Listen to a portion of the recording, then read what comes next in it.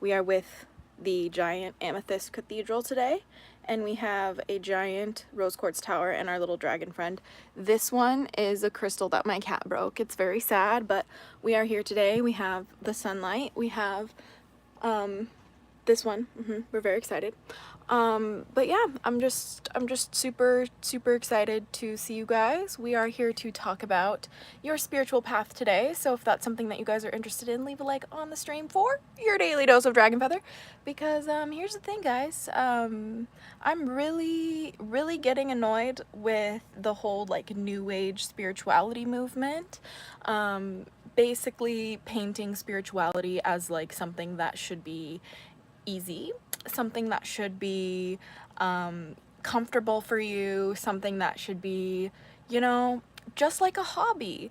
You know, the whole new age movement here has kind of like made it seem like having a spiritual identity, having a spiritual practice should be something akin to, say, what you like to do after work. Like, do you go to the gym? Do you practice witchcraft? Those are not the same things. So do you like painting? Do you like having a spiritual practice?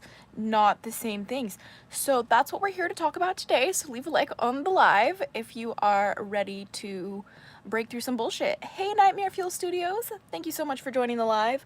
Couldn't have managed the last one without your help. Thank you for being a mod here. Hopefully we don't need that kind of assistance today, but we never know. So we're here. So please, my friends, grab a drink, grab a snack. This is my drink here. It is some tea, although this is medicated tea.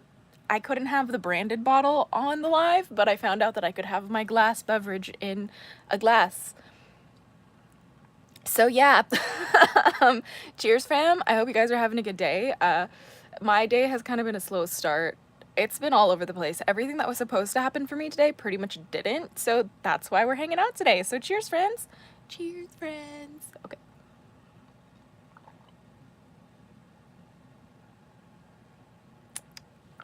Delicious. Okay. Hi, Vicky Heisler. So good to see you here. Welcome to the live. And, oh, Zio Jade Blue, thanks for joining the live. Glad to have you here. Hello, one love, everyone. Blessed be, blessed be. I've been feeling completely off today. Yeah. That's because there is a lot of energetic bullshit going on this planet. There's just a really huge fight for your attention right now on the planet, and there's also a fight for your allegiance energetically on the planet. So there's that. Hey, Dragon Fae Rose, so good to see you here. It's always a blast having you. Yay, dragon hatchling emoji. You're the best for using it. You're the first one to use it. Badass. Badass Dragon Fae Rose. Okay. I have no mouth and I must scream. I feel like a lot of us feel this way.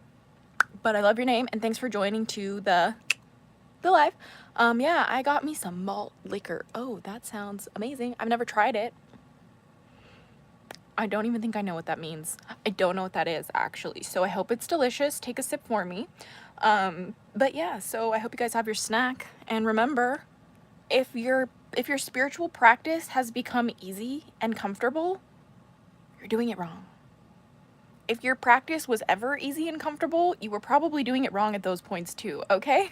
So, Pray, thank you for joining the live. And Aaron Michael Ascendio, thanks for joining the live. As always, good to have you here. We got a drink, so grab yourself a drink and a snack, and let's talk about why your spirituality should not be a trend or a hobby, okay? Please stop, like, conflating your spiritual practice with, oh, I don't know, what kind of sports you play, oh, I don't know, if you hit the gym or not, what kind of art you like to make, like, okay? Me wanting to be acting, me wanting to liking acting, okay? Me pursuing acting is not the same as me pursuing a spiritual path, okay? Me pursuing painting is not the same as me pursuing a spiritual practice. Like, when did we lose the plot, okay? Cheers, okay? We're having a good old breakdown today because I woke up and chose violence, okay? I'm so done with seeing this, like, oh my gosh, like, get ready with me for my Beltane ritual that ends up just being flowers and candles. And I'm not trying to be rude. If that's what works for you, that's cool. I'm not talking about that. I'm talking about the people who make content like that, who like are pushing the narrative that like witchcraft and magic and spirituality is genuinely a hashtag, genuinely a content type on the For You page, genuinely another hobby category. It's just not. It's just not. So cheers. Cheers to that. It's funny how much this looks like beer, but I promise you it's not. I don't drink alcohol. It's just not for me. Do you think meditation will get my balance back, or should I not attempt it quite yet? Honestly, when it comes to like these kinds of like spiritual practices like meditation or like visualization or like breath work, like when you practice these things, it shouldn't be from the perspective of them as like a tool to fix your problems. Like I know this is gonna kind of be a little confusing, but let me cook, okay? So like your spiritual practice, your witchcraft, your meditation, the purpose of doing that should not be to fix your problems. The purpose of doing these things should be the pursuit of evolution. The purpose of doing these things should be the pursuit of spiritual enlightenment. The purpose of doing these things should be overall regulation. The purpose of doing these things should be the pursuit of a type of practice, a type of identity, a type of ideal that you strive to attain. It shouldn't be like, oh, if I meditate, will it fix my sadness? Like, yes, sometimes it can. I'm not saying that it's not like a great place to start. Some people genuinely couldn't cope with their life without meditation. That's not what I'm talking about here. I'm talking about like when it comes to your spiritual practice, like your intention for your spiritual practice shouldn't be to elevate your lifestyle, shouldn't be to have monetary gain, shouldn't be to have fame or fortune, shouldn't be to gain approval of others, it shouldn't be to be trendy. Your spiritual practice shouldn't be a pursuit of being better than others, it shouldn't be a competition. It should never be something that you use to try and garnish favor from humans of any kind. Like it's just it should never ever be that way.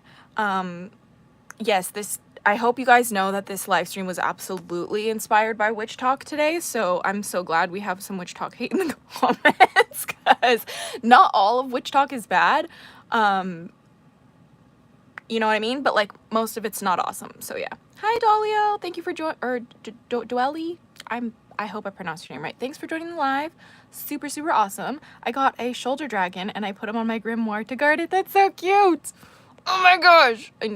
I wish you could send pictures in the live chat. They need to update that. YouTube needs to update their shit. Give me some pictures in the live chat. Okay.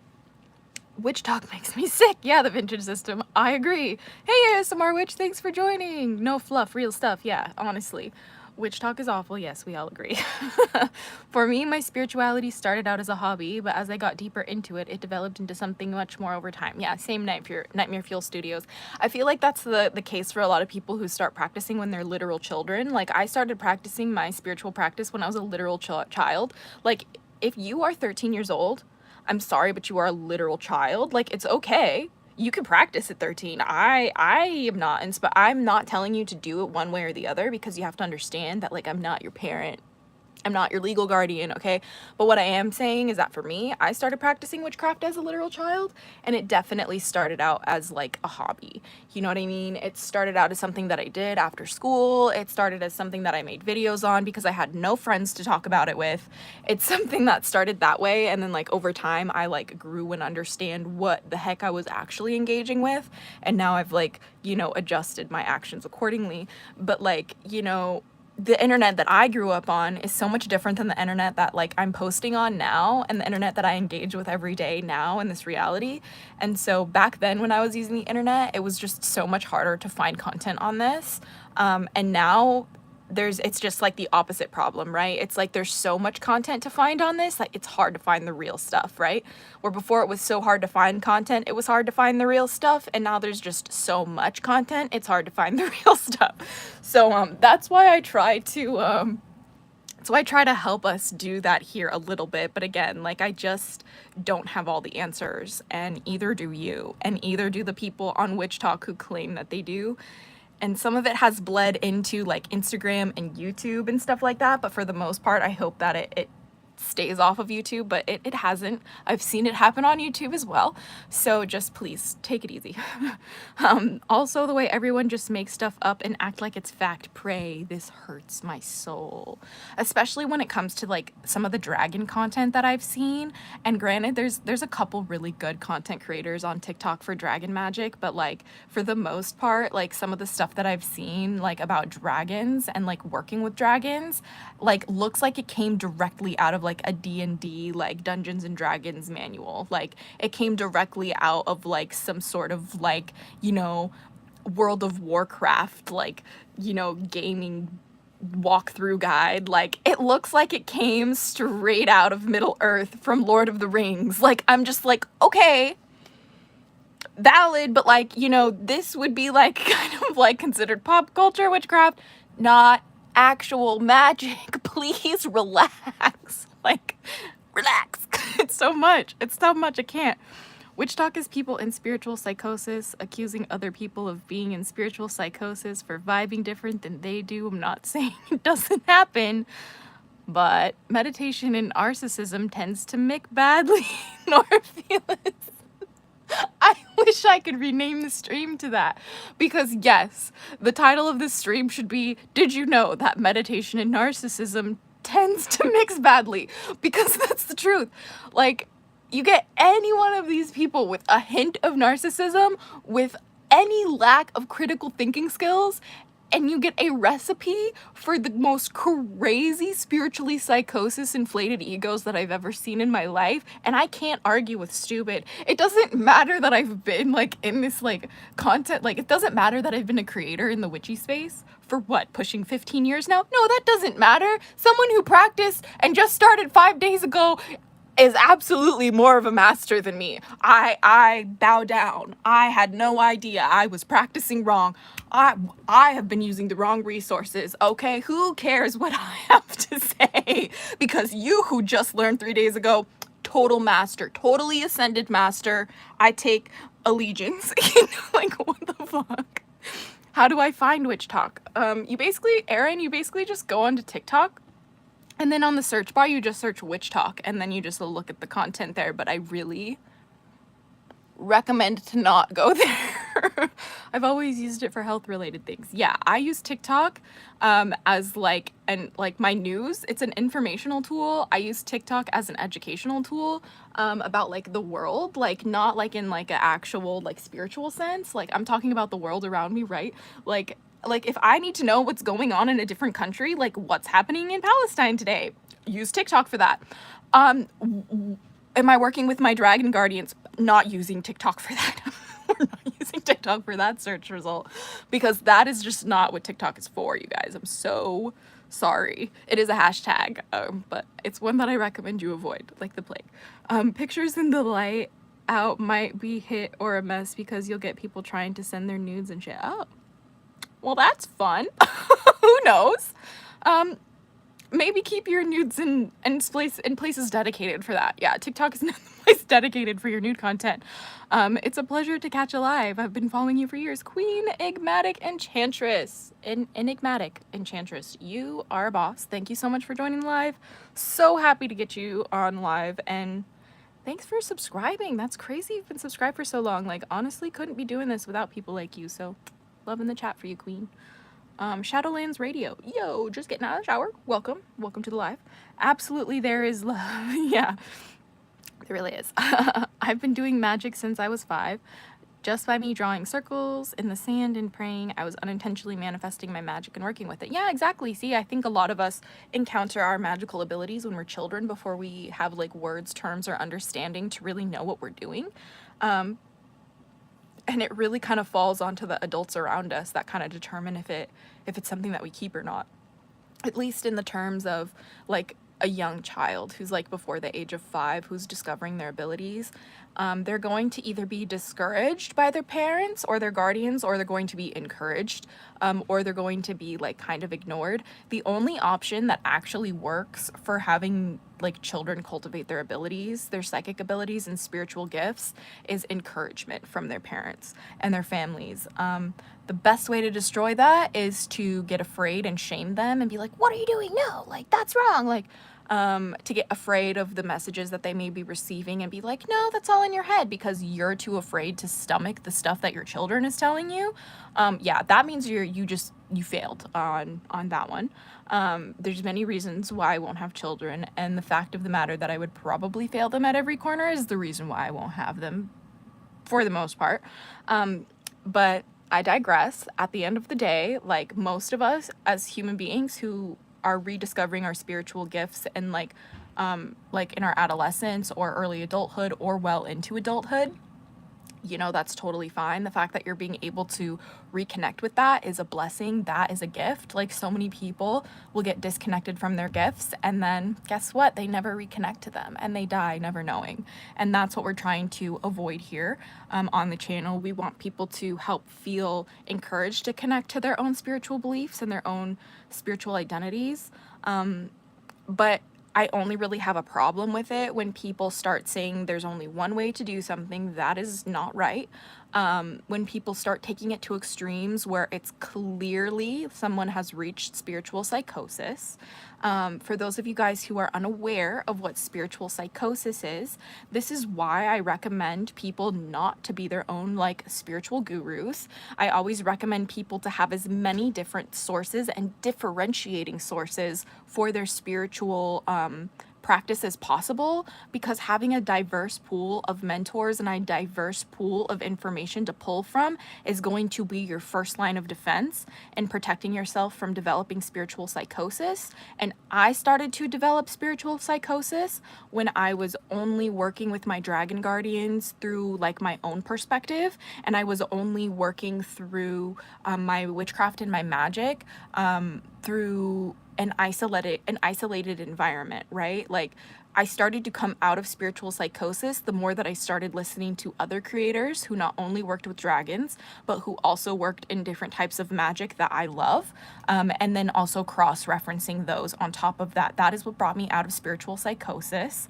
And unfortunately, a lot of people on TikTok are in spiritual psychosis, and it's pretty much the blind leading the blind in terms of witchcraft and magic and spirituality. And it is very sad and scary for some people to get caught up in that. And guess what, guys? Some people do not come out of it. They lose their mental health in that situation, and they make very permanent decisions. I know you guys know what I'm talking about by very permanent decisions. I just have to like censor myself a little bit on YouTube with the language I use. Especially so early on in the video, because that's usually when I get censored the most. But basically, I digress. The whole point is like to just calm down and not be super attached to anything that you practice. Like, yes, I love dragons. Yes, I am Azura Dragon Feather. Yes, I will work with dragons till the day I die. But I'm not so hell-bent on my attachment to the belief in them that like I do consistently question my belief in them. I do consistently question, am I doing the right thing? Like, and that has become a cornerstone of my practice. And this is a huge part of the reason why I feel like the new age, like spirituality movement pisses me off so much, because like we finally have fought so many, like hundreds of years to finally get the freedom to practice like witchcraft and magic and things like that, like freely, and even talk about it and create communities and create careers out of it. And yet we're still choosing spiritual psychosis. We're still choosing like white supremacist ideals interwoven into our spirituality. We're still choosing like colonial mentalities. Like, we're still choosing oppression of other people. You know, we're still choosing to ignore the voices of the people who come from these cultures that we're claiming to practice as our own now.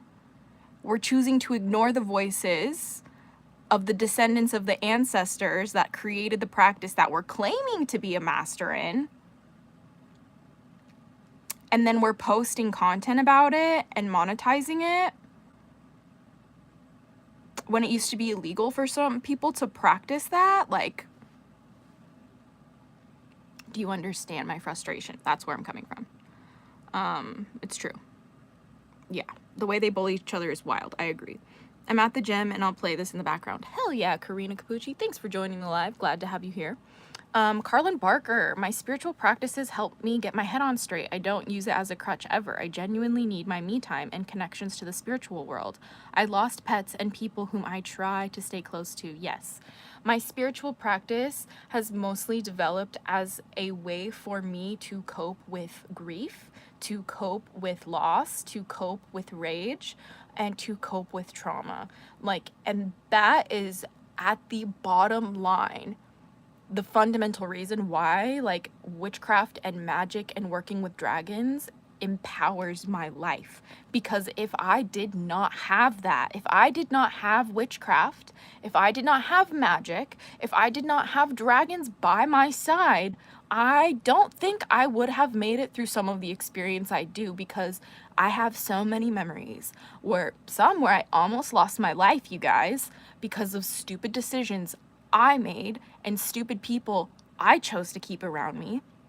I almost lost my life for that, and the only thing that kept me going in those moments of overdose or of trauma was the little tiny flash of light of dragon energy saying, it's not your time to go yet. Hold on, you are strong. You know what I mean? Like, if I didn't have the belief in those dragons, I don't think I would have survived those experiences, and I know I'm not the only one. Especially with closed practices, people who are not initiated speak about initiation and police you is insane. I'm like, bro, I was raised around it, just not heavily getting into Santeria and such. Yeah, exactly. This is something that bothers me too. I'll see creators who look like me, who have reclaimed an indigenous, like a Native American identity, and then they start wearing headdresses and they start speaking as if they are chief elders of that practice, and they think that they're having this incredible spiritually enlightening experience, but the reality is they're just colonizers in a new form. They're just taking what's precious and repurposing it for their own desires. That is no different than taking someone's land and repurposing it for your own desire. It's not, it's just a different medium. Like, and that's okay. You know what I mean? If you didn't realize that those practices were no different than stealing someone's land and moving in, if you didn't realize that you taking someone else's spiritual practice that's closed and recreating it into your own thing is literally the same as displacing people, you're displacing people spiritually. Bum. Figure that one out, okay? Your practice isn't supposed to be easy. Your practice isn't supposed to be comfortable. It's supposed to be hard and uncomfortable. It's supposed to challenge you to grow. It's supposed to challenge you to evolve. It's supposed to challenge you to look at your shadow and your shit and be like, okay, how do I overcome this? It's about finding the wisdom where your wounds are. That's what your spiritual path and practice is meant to be. Anything less, any other thing less than that, you know, if it's coming from a place of like you wanting to play in this fantasy world, you wanting to be in Harry Potter and real world, like that is a form of spiritual psychosis, at least from my understanding with my dragon guardians that I work with. Again, I will never, ever, ever claim to be the truth, the one and only truth. That is not reality. No, I'm saying for me in my practice, this is my personal truth, and it may or may not resonate with you. I'm just here to share it. Sadly having to head out for dinner. Hopefully catch you later, Azura. I love that I have so many live streams to catch up and listen to. Magical blessings, Dragon Fae. I would love you. I hope I have more for you to enjoy. Well, whenever you get home, you know. But thanks for joining the live for now. My bed is a mess, and that is okay. Have a good night. We'll see you soon. Just got off work. Yay! Happy to have you here, Rebel Child Witchery. Hi. Thanks for joining the live. Super awesome. Happy to have you here. It scares me that there are misleading so many of the younger witches, you know? you know, it can be scary. But you know, if you have the mentality of everything that happens in this life, everything that happens in this world, this life, this planet is for the greater good, the greater evolution, and like the best possible timeline of humanity, you could also interpret those things as like, yes, maybe that's true, but also a lot of these young witches have their own journeys they need to go through as well. You know what I mean? Like, I wouldn't have the wisdom, the understanding, and the prowess that I have now and the confidence to claim that and like not care what anyone else says about it because I've gone through trials like that, because I've been led astray, because I have lost myself so hard that I had to find my own way back. And in finding my own way back to my path, it has made me stronger. It has made me more confident. It has made my magic more powerful. It has made my dragon guardians respect me more. It has made them show up for me more. In fact, it's made some dragon guardians that were determined to never show their faces to me actually show their face to me. Why? Because they're like, oh, we didn't think you'd do that. So your reward is we'll talk to you now. You know, and I hope that I'm doing enough, but I know I'm not. I know I'm not, and I know I'll never be doing enough because that's the reality we live in. There's always something more that you could be doing. There's always another way to grow. There's always another chance to evolve. There's always another way to quote unquote sin. There's always another way to mess up, you know?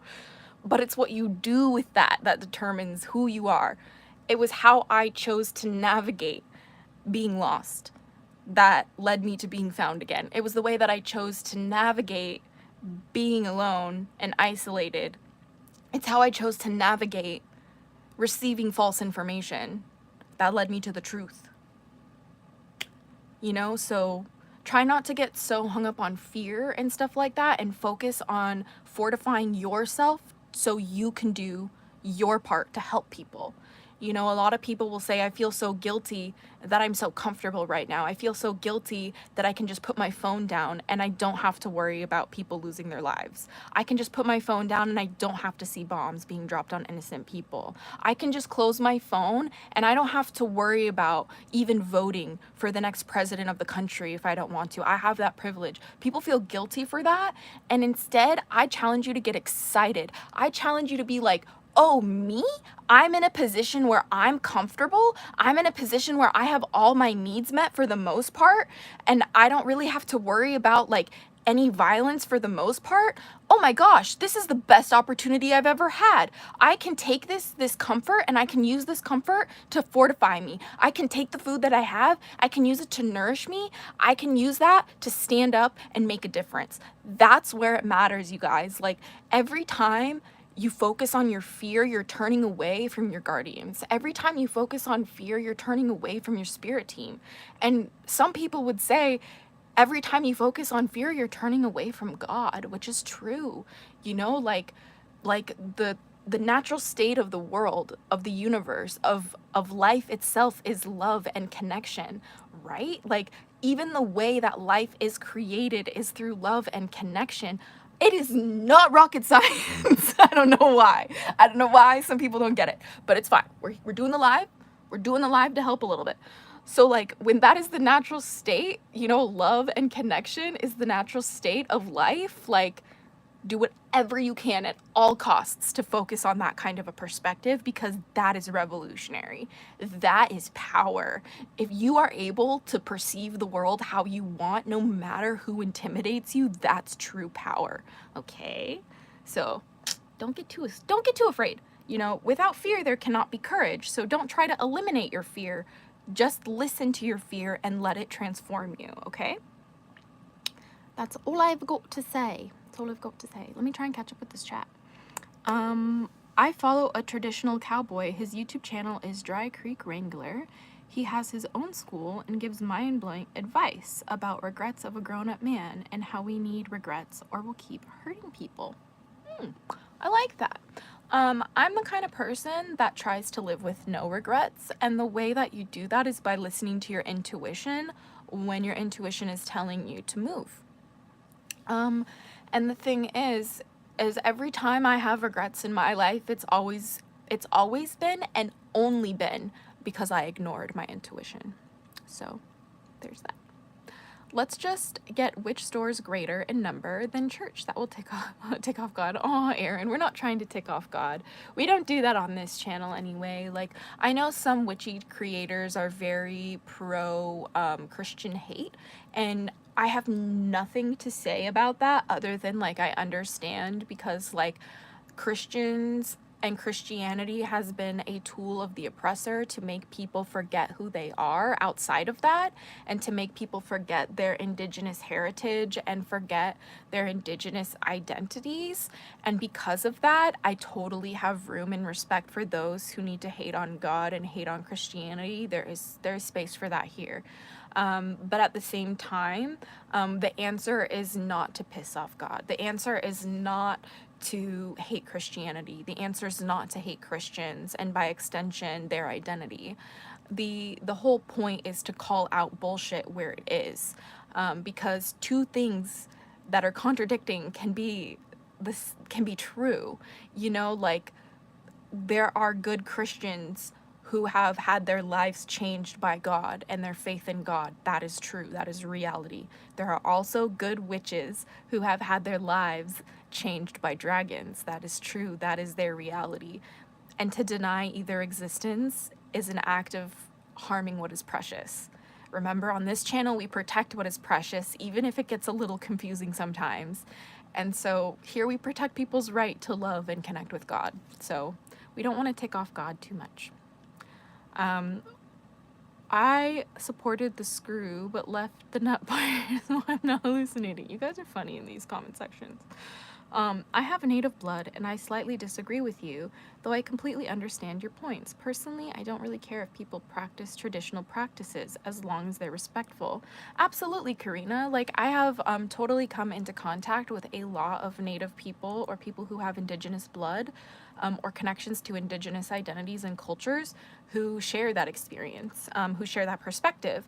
However, I have just encountered just one too many people of native inheritance that don't like that. That just make me feel like it's too much of a gray area, and it's not serious enough for me to practice dip my toe in that water, if that makes sense.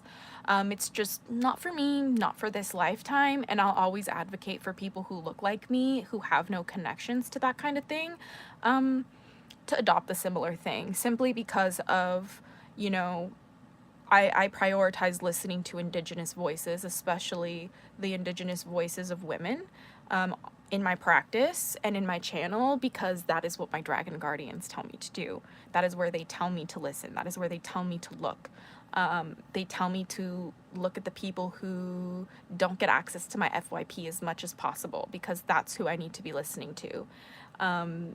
And while it warms my heart to know that there's people out there of, like, indigenous culture who still feel like it's okay for other people outside of them and their communities to, like, partake in their, like, spiritual identity, that warms my heart and soul, and that's a glimpse of the future.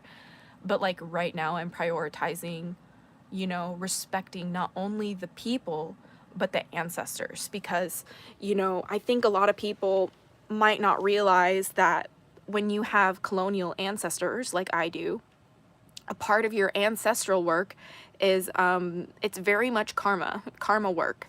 It's very much like karmic alchemy, in the sense of, like, you have to, like, kind of right the wrongs in a way, like, because, you know, people might think that I'm being stupid for doing this type of practice. People might think that it's not that serious. People might think that I've really lost my mind.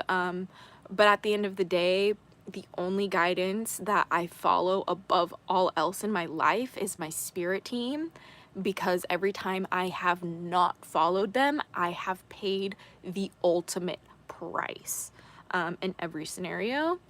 So that's just where I come from, at least here on this church. Tea time. My grandmother a couple of days ago told me she wants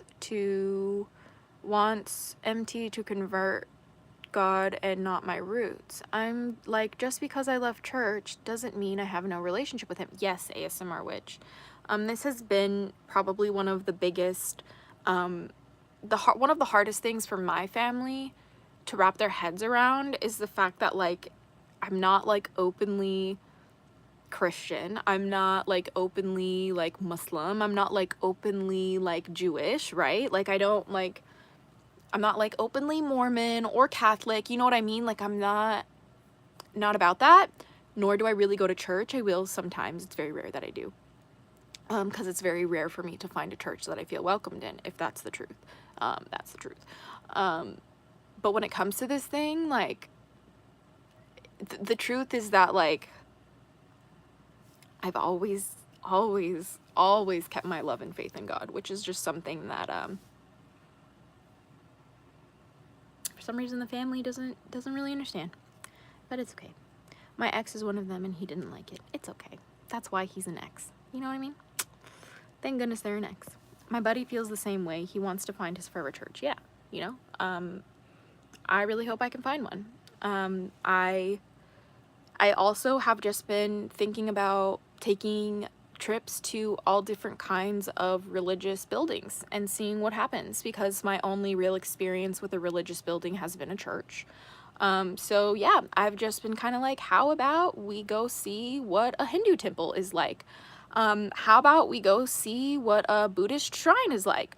How about we go see what a mosque or a masjid is like?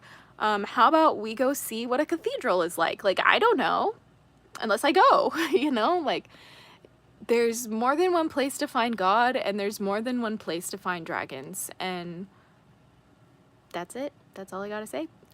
Nora Felis, do you believe in hexing your ex? I believe it is a personal decision. I will always be an advocate for methods or practices that help an individual feel like they get their power back, especially if it was abusive in nature. I know that for me, on my personal journey, I've had a couple of abusive relationships, and the only thing that made me feel like I could get my power back was by practicing magic. So I guess you could say I support it. How long did you have to work to get that geode? Millions of years, brother. If you're wondering, if you mean like working as in like making money, this came from one of the brands I actually do marketing work for. They're called Rock Paradise, and they pay us in rocks. So I just do their work and I get rocks. It's a good exchange. In this world, in my world at least, I try to do as much as I possibly can through bartering and trade. We're trying to not move money as much as possible. If you know, you know. Let's see. Hey, is there a question for you? If someone wanted to send you a gift, could they send it to your Dragon Fairy craft return address? Chemicals in conversation. Beforehand, yes. People still do send stuff to that address, but I will say that it does kind of cause issues.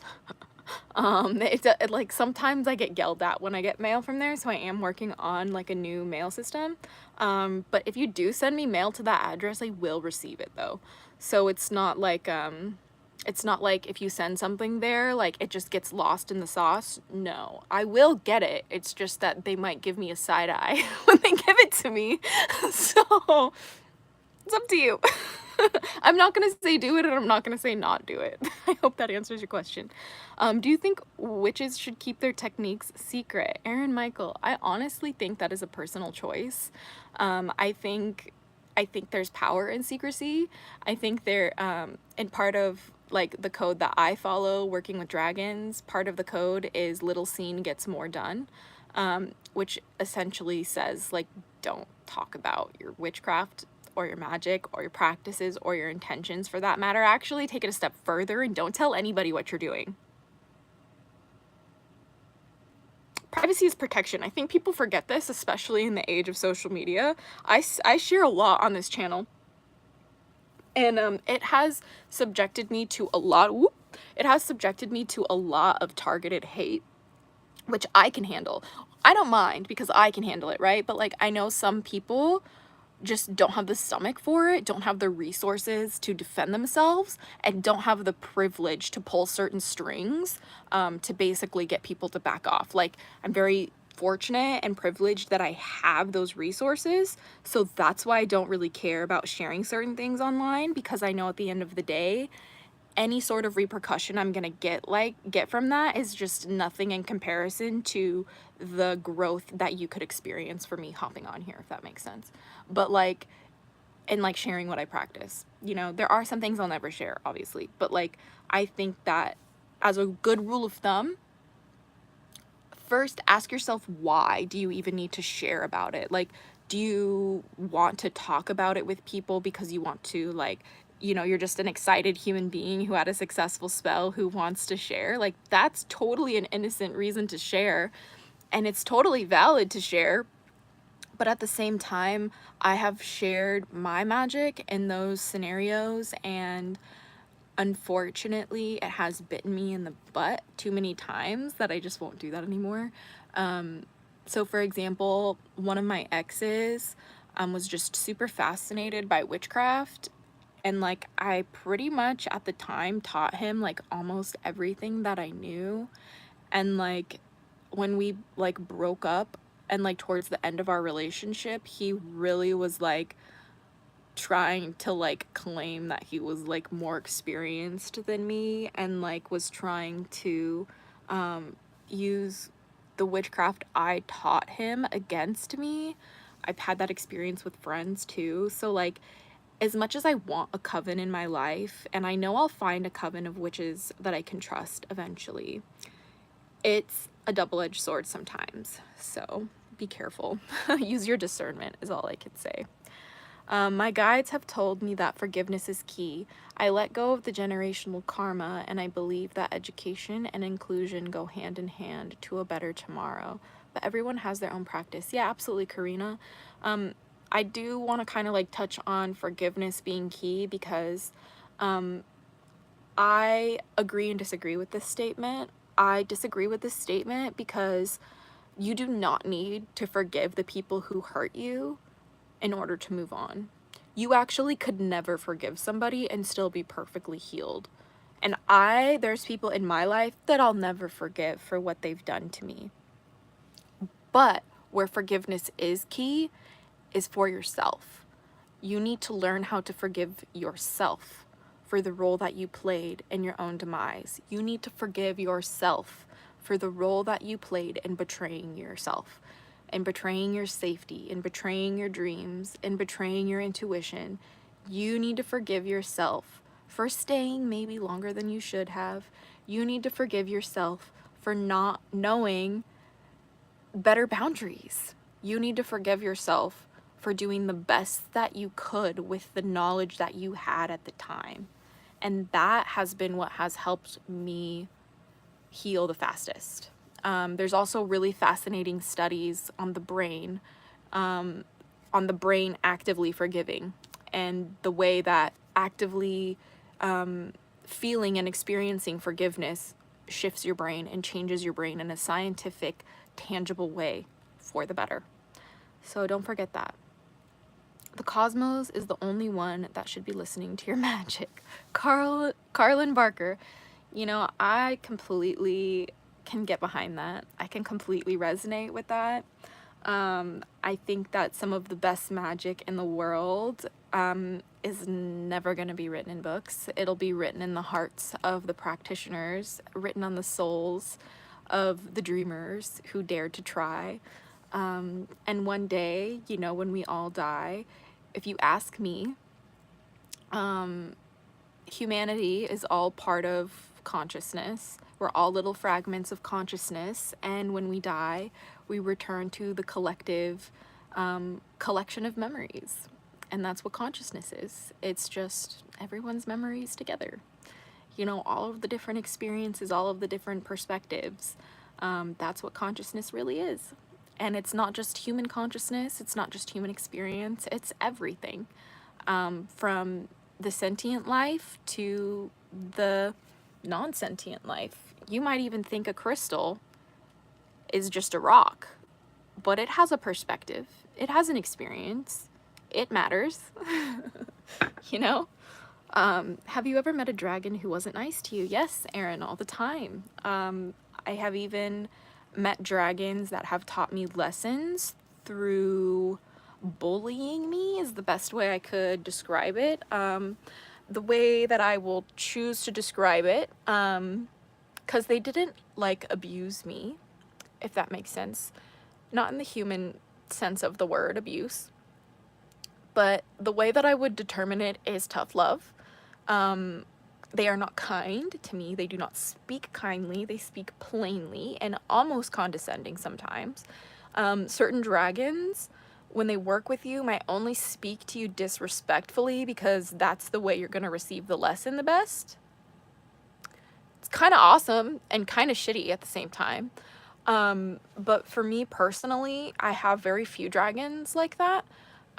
Because my experience with dragons is that, like, the ones who really want to work with you are going to show up the way that you'll best receive them. And that's why you call them guardians and guides. But the dragons that I work with, like, in a sense of, like, I don't know their names, I don't know who they are or what elemental powers they have. Sometimes when I'm in the middle of casting spells or when I'm in the middle of manifestation work, a dragon will come in the middle of that and just kind of add their 2 cents to it, is like the way that I like to describe it. It's almost like while I'm baking the cake, they're gonna come in and frost it sometimes, if that makes sense. And those dragons sometimes are like a one-hit wonder in the sense that they'll just come by for literally 5 seconds, add a little something something, and then poof, they're gone. Like, I didn't even get to say hi, hell, hello. They didn't even take me to dinner first, kind of thing. It's like that. And sometimes when certain dragons like pop in like that really quickly, it'll be very, very, very much to kind of like burn me a little bit, like in the sense of like, they'll be like, oh, calling me out of my shit. That's the word. Yeah, there's that. Some practices are private. Yes, lucky number 26, as they should be. As they should be. I should start saying silence is stronger than forgiveness. Yes, Carlin Barker, this is what I say. The only appropriate, healthy way to respond to disrespect of any kind is distance. You give people distance for their disrespect. Do you understand me? I'm so serious right now. I am so serious. This has kept me the safest in my entire life. I have been a victim of such horrible, horrible abuse in my life, but I'm telling you right now that this boundary, if you disrespect me, I will give you my distance, has saved my life. Okay? And it would have if I had this mentality previously. Like in my previous experiences in relationships and just sometimes spooky things happening on the corner. You know, like when you have a mentality of distance for disrespect of any kind, let's not forget that somebody who will make you feel unsafe is an act of disrespect towards you. Don't forget that. Okay, so if somebody on the street is walking in a way that makes you feel afraid, they are disrespecting you. Do you understand me? They are disrespecting you. Therefore, your best response is distance. You do not engage people like that. I'm not saying run away, right? In that scenario, I'm saying do whatever you can to create that distance. And sometimes creating that distance means I act like I'm on more drugs than they're on to create that distance on the street, right? I will literally start acting unhinged for their disrespect of making me feel afraid. And that has saved my life, okay? And the same thing has happened with abusive people who have entered my space, my distance for disrespect. And guess what? The people who maybe accidentally disrespected me and got that response had to work to earn my presence. My presence became something they had to earn. Okay? Your presence should be something they have to earn, okay? If they disrespect you, do not come. Do not go. Do not ask them for their time. You know, like when I've had relationships that have disrespected me, I give them distance. I don't ask them how their day was. I don't ask them to come hang out with me. I don't say goodnight. You know, like if it's like a I'm not like petty in the sense of my personal relationships, but like I'm talking about like acquaintances, like who maybe I've like, you know, sometimes we'll just be like, good night, whatever, you know, like I'm not gonna go out of my way to like give my loving energy, because my loving energy is a gift. And when I give my love to the wrong people, guess who gets hurt? Me. Every single time. And I do not deserve that anymore. So that's why I have to have certain boundaries, or I will victimize myself. And this is not to victim blame. This is not something that you can use as proof to victim blame people. Absolutely not. People who want to hurt you at the end of the day will hurt you. It doesn't matter how you show up. It doesn't matter what you're wearing. It doesn't matter the way you present it. It doesn't matter how nicely you say something. If somebody wants to disrespect you, they're going to disrespect you. And that's why the only answer for disrespect is distance. Because no matter what somebody else chooses to do, that is their will. That is their free fucking will. That sucks sometimes.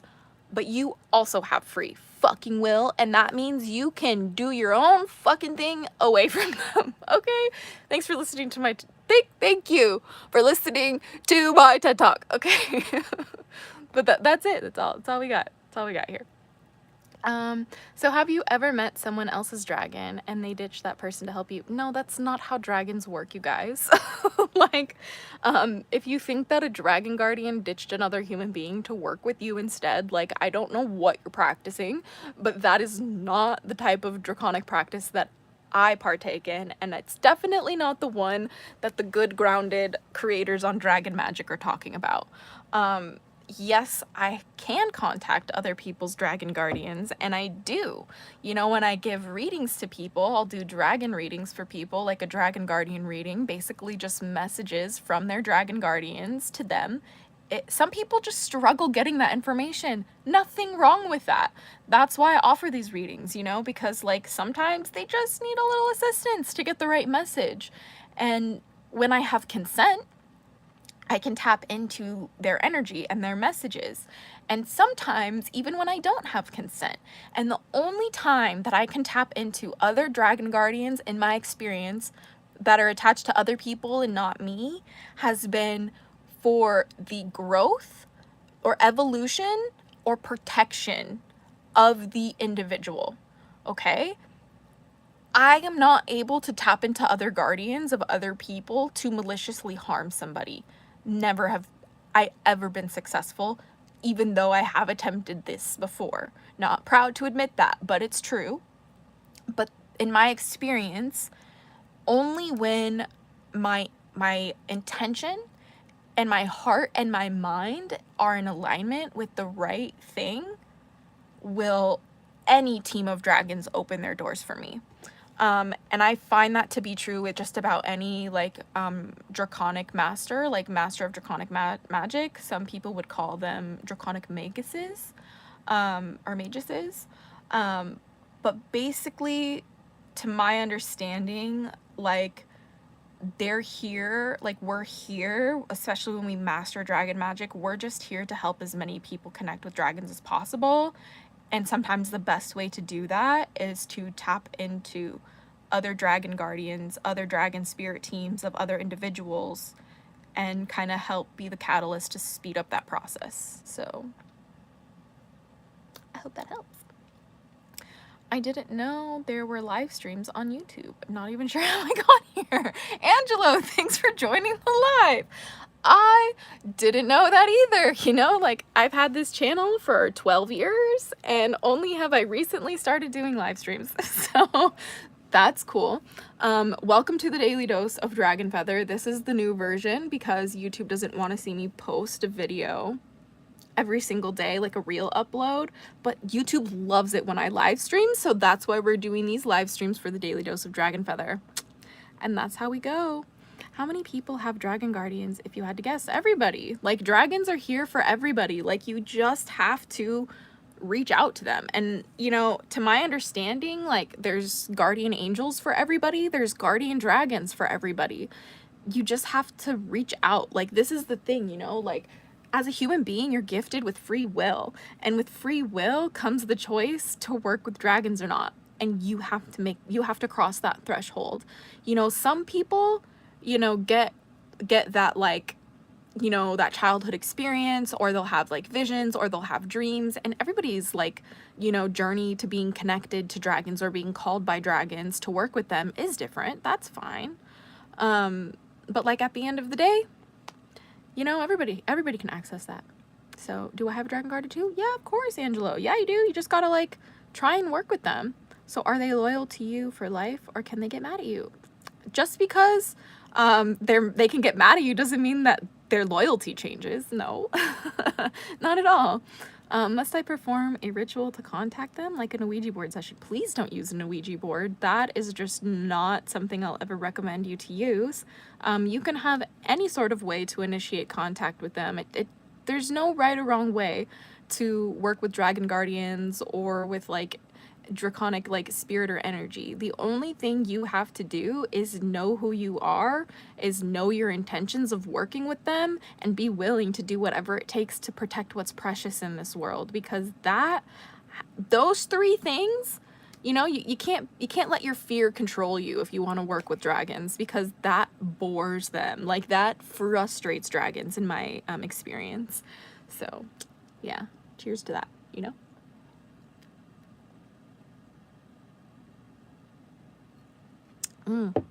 We got some good questions today.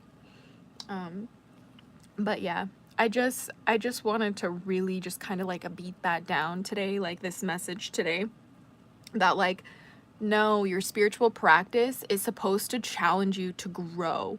Like, do you think that being a little tiny seed buried in the dark, cold dirt, do you think that it's easy for that little seed to turn into a little sprout so it can make its way through the dirt, so it can reach the sunlight? How many seedlings never see the sunlight? How many seedlings never see the sunlight? That is what your spiritual practice should be like. How can you do whatever it takes to work through the cold, dark dirt to reach the sunlight? You know, it's not like a parade of rainbows and cotton candy and like sparkles and glitter. Like, no, it's just not. Nora Felis, you are the path. Yes, exactly. You are the path. You are the experience. You are the wisdom. You are the spirituality. Like, you are the god. You are the goddess. You are the guardian. Like, people, it's all connected. You know what I mean? Like, people are like, oh, I have to like be a specific way for these dragons to work with me. No, no, no, no, no, no. The dragon guardians are of you.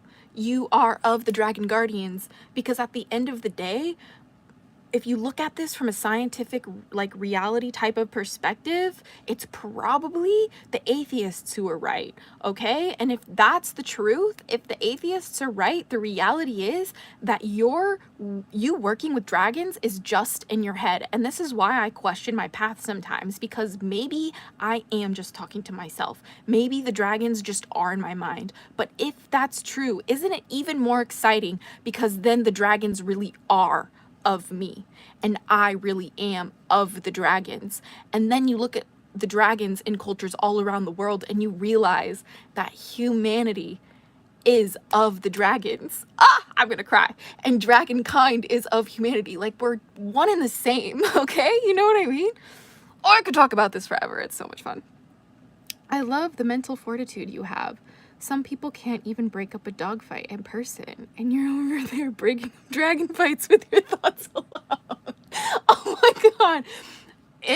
You have no idea how much violence it has taken to get to this place for me, you guys. Like, the type of confidence I have, the type of mental fortitude I have, the type of smile I have, the type of spirit and strength, and even just joy I have, comes from facing violence and choosing to be soft. And that is why I have my channel, because like, I could not face the violence and choose to be soft if I did not have dragons by my side. Everything I've went through, everything I've experienced, everything that set me on fire, that should have taken me out, that literally almost claimed my life a few times, all of that, literally all of that would have taken me out if I did not have faith in dragons, would have taken me out if I did not believe that I am a dragon. I'm so serious. It's my way to win. Like, because like there's this one song by, what's his name, Eminem, that says success is the only motherfucking option. Failure's not even an option. Like, and after I've been through all the stuff that I've been through, I'm just like, failure, sadness, depression, anxiety, it's not even an option in my human experience anymore, because I've been there, I've alchemized it, I've taken the lessons that I need to learn from that experience, and anytime I feel like I didn't learn what I was supposed to learn, I can go right back into those dreams through meditation, through visualization, through journeying, even making myself my own guided meditation. I can go back to those moments and I can learn the rest of the wisdom infinitely. Like, there is the paradox, you know what I mean? Like, you have access to infinite wisdoms just by visiting your darkest moments, just by visiting the most simple moments you were able to find magic. You know, that's where you literally create your reality. That's where you start manifesting. That's where you start shifting the frequency of this earth to a better future. I promise you. Can I identify as a dragon? Well, I mean, I guess that's just up to you, you know? Like, here on this channel, we talk about dragonkin, which is people who believe they have the spirits or identities or like behaviors of a dragon. On my personal experience, it's a spiritual identity. I feel like I am a dragon hatchling in the body of a human being having an experience here on Earth. And I share my experience with the others who might identify like that here on the channel. I didn't choose that identity. It chose me, and that might sound a little silly, but you could even ask my parents. Before I was even really able to grasp the English language, I was already acting like a little dragon. Always had imaginary friends that were dragons, and I always dealt with my bullies by acting like a dragon. I'll tell you one thing, when you are a little 5-year-old girl who's getting bullied by multiple guys and you don't just start crying and instead you go right back at them, shit works, okay? Shit works. And that is what I have to tell you today. If you have a little daughter at home who may get bullied, especially by boys, you tell her, if they ever do that, to just act like a dragon and know that she will be just fine. Because it's worked for me, you know what I mean? It's probably gonna work for you too. Let's see. I have dealt with that before with some family and people. I keep my distance from them. Yes, same. I have unfortunately had to cut family member out of my life because it's just too much disrespect. I hope one day I'll be able to have a relationship with my brother. Some people don't even realize I have a brother, and that's just because there were just one too many times that he disrespected me too much, where I just have to keep my distance. And every time he comes across my mind, I just send my guardian angels to him, and I'm sending him love through a distance. And, you know, if there really is an afterlife, like heaven or Summerland or Jannah or whatever it is to you, you know, like, I hope that I'll reunite with my family who didn't really get it right here on Earth. And I hope that we'll all be able to talk and laugh about it, you know, in the afterlife. Sometimes that's the only way that I can, like, keep going, you know? Cutting your family member out hurts. But we have to do it because we love ourselves, you know? And, like, I'm sorry if any of you guys have had to cut out your family members because they disrespect you. Because chances are you just wanted them to love you. And the reason why I'm crying is because I've never spoken about this before. Especially on the channel, but it's like, I couldn't do all of the things I've had to do to save myself if I didn't have dragons by my side. And that's why I get so angry when I see people being like, the next new spirituality trend is like tree magic. I'm just like, no, like, this shit saves people's lives. This shit gives people the power to fight their oppressors. Like, this shit gives people the will to live. How are you gonna just diminish that shit into like a new trend? Like, how are you gonna do that? Like, it's such a personal rage, you know? Like, I'm just like, what the heck are you doing? Like, no, this isn't just like a little aesthetic. This isn't just like something that's like the new trend. This isn't just like the next thing that you post about on Witch Talk to get subscribers and clicks. Like what are these people doing? Like, what are you doing? Like, please, like, have some respect for the things that you're working with. Like, it just makes my heart bleed for humanity, because the reality is we're so disconnected from Mother Earth. Like, we're so disconnected from each other, and like, all we have is each other.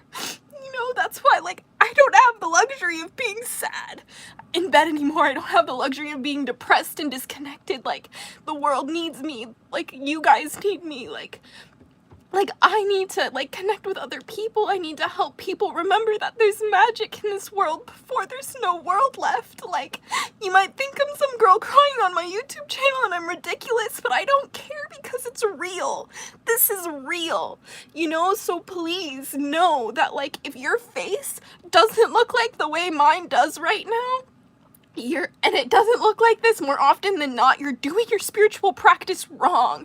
If your face looks like the way mine does right now while you're trying to connect with your dragons, you are doing a good job. You are doing just exactly everything as you should be. Everything is just as it should be. You know what I mean? Like, everything in this world is happening just as it should be. Don't be afraid. You got this. Keep going. Like, everything that is wrong in your life is just as it should be. You got this. Keep going. Like, you're not alone. Like, I promise you, I'll never leave this channel again. Like, I'll ugly cry instead. Like, I don't care.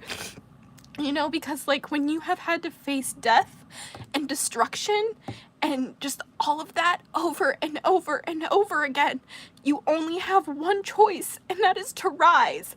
You only have one choice, and that is to fight.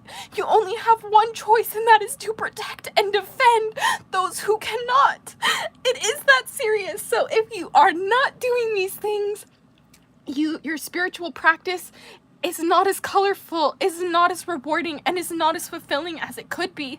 Your spiritual practice isn't as expansive, isn't as challenging as it should be. Like, you are so capable of so much more. Like, why would you want to dim down your spiritual experience to something like an aesthetic or a hashtag or just some sort of pretty thing you post for likes? Like, why would you want to diminish yourself that way? Why would you want to diminish your spirit team that way? Why would you want to diminish your ancestors who fought for you to have the ability to even decide that way? That's what it is. That's what it is.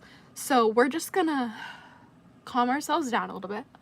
That was a little bit more than I was ready for today. And it's okay to cry, you guys. Like, I don't want to hear, like, I'm so sorry, Zara, in the comments. Like, no, I want to normalize emotions. Like, why are emotions so abnormal? Why is me expressing myself this way with a little bit of water and redness around my eyes considered so taboo, instead of me just, like, not having a glisten in my eyes and having perfectly pampered skin and, like, a pristine white smile? Like, why is that what's acceptable? Not on my channel, not in the Hatchling clan. Like, we are here to do some hard shit, but we're here to do it together because we don't want to do it alone. We didn't come to planet Earth to do it alone. Like, humans are a social species. Like, it's okay.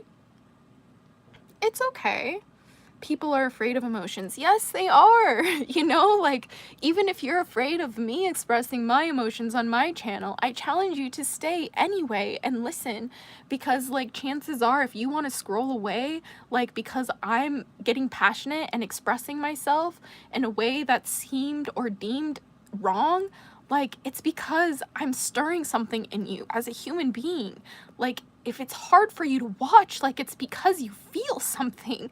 that's a blessing. Like, what? Like, I am so happy and grateful to be alive. I'm so happy and grateful to feel suffering for other people. That is a blessing. I'm so happy and grateful to be able to have tears. Like, some people, their faces are burned. They can't cry anymore. Like, I cry for them. You know, emotions are human and a part of life, and it shows strength that you were willing to show it. Zombie guts.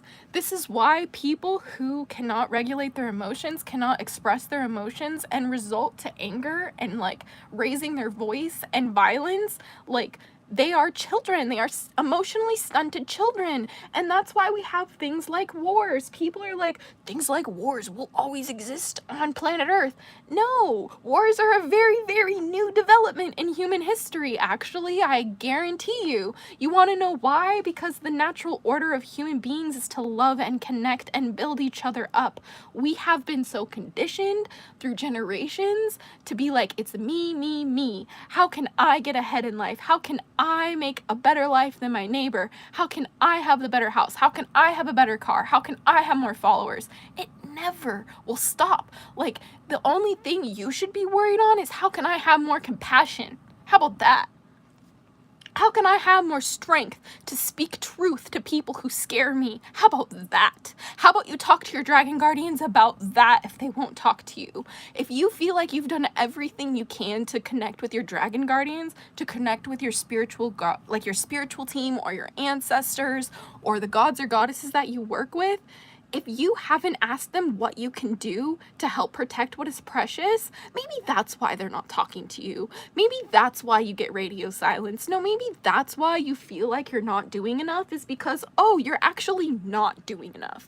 And like, I just don't have time anymore. I don't have time anymore to try to show up politically correct. I don't have the time anymore to try and make the algorithm happy with my channel. I don't have the time anymore to try and make my social media attractive to brands, to want to invite me to their fucking galas, to want to invite me to their red carpets, to want to have me promote their products. I don't care. Like, if you are not coming correct, don't come at all. At least on my channel. Like, especially if you're like a brand or whatever. And I don't care if that gets me kicked out of events. I don't care if that gets me kicked out of my social circle that I've worked so hard to find, because guess what?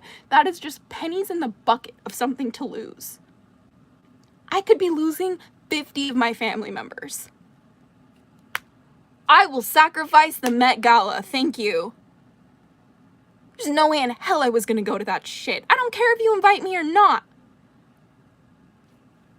The way that I blocked some people today, like, the way we're blocking people, like, please, if there's anything you take from my account today, know that hating on people helps them grow.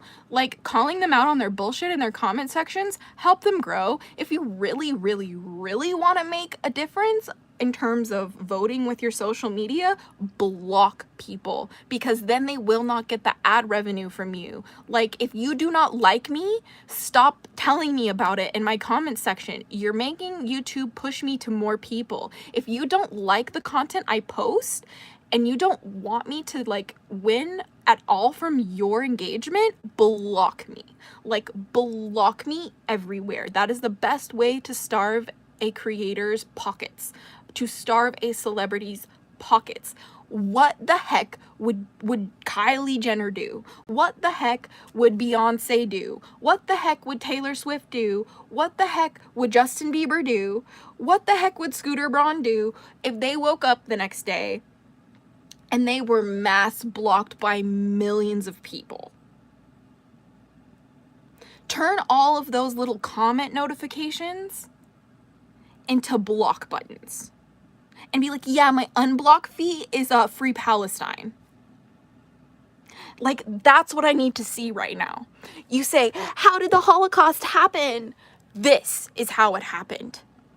People like me not standing up and getting on their platforms and using their resources to make people uncomfortable and to stand for what's right. That's how we lost so many lives. And as long as I have air in my lungs, it is not over.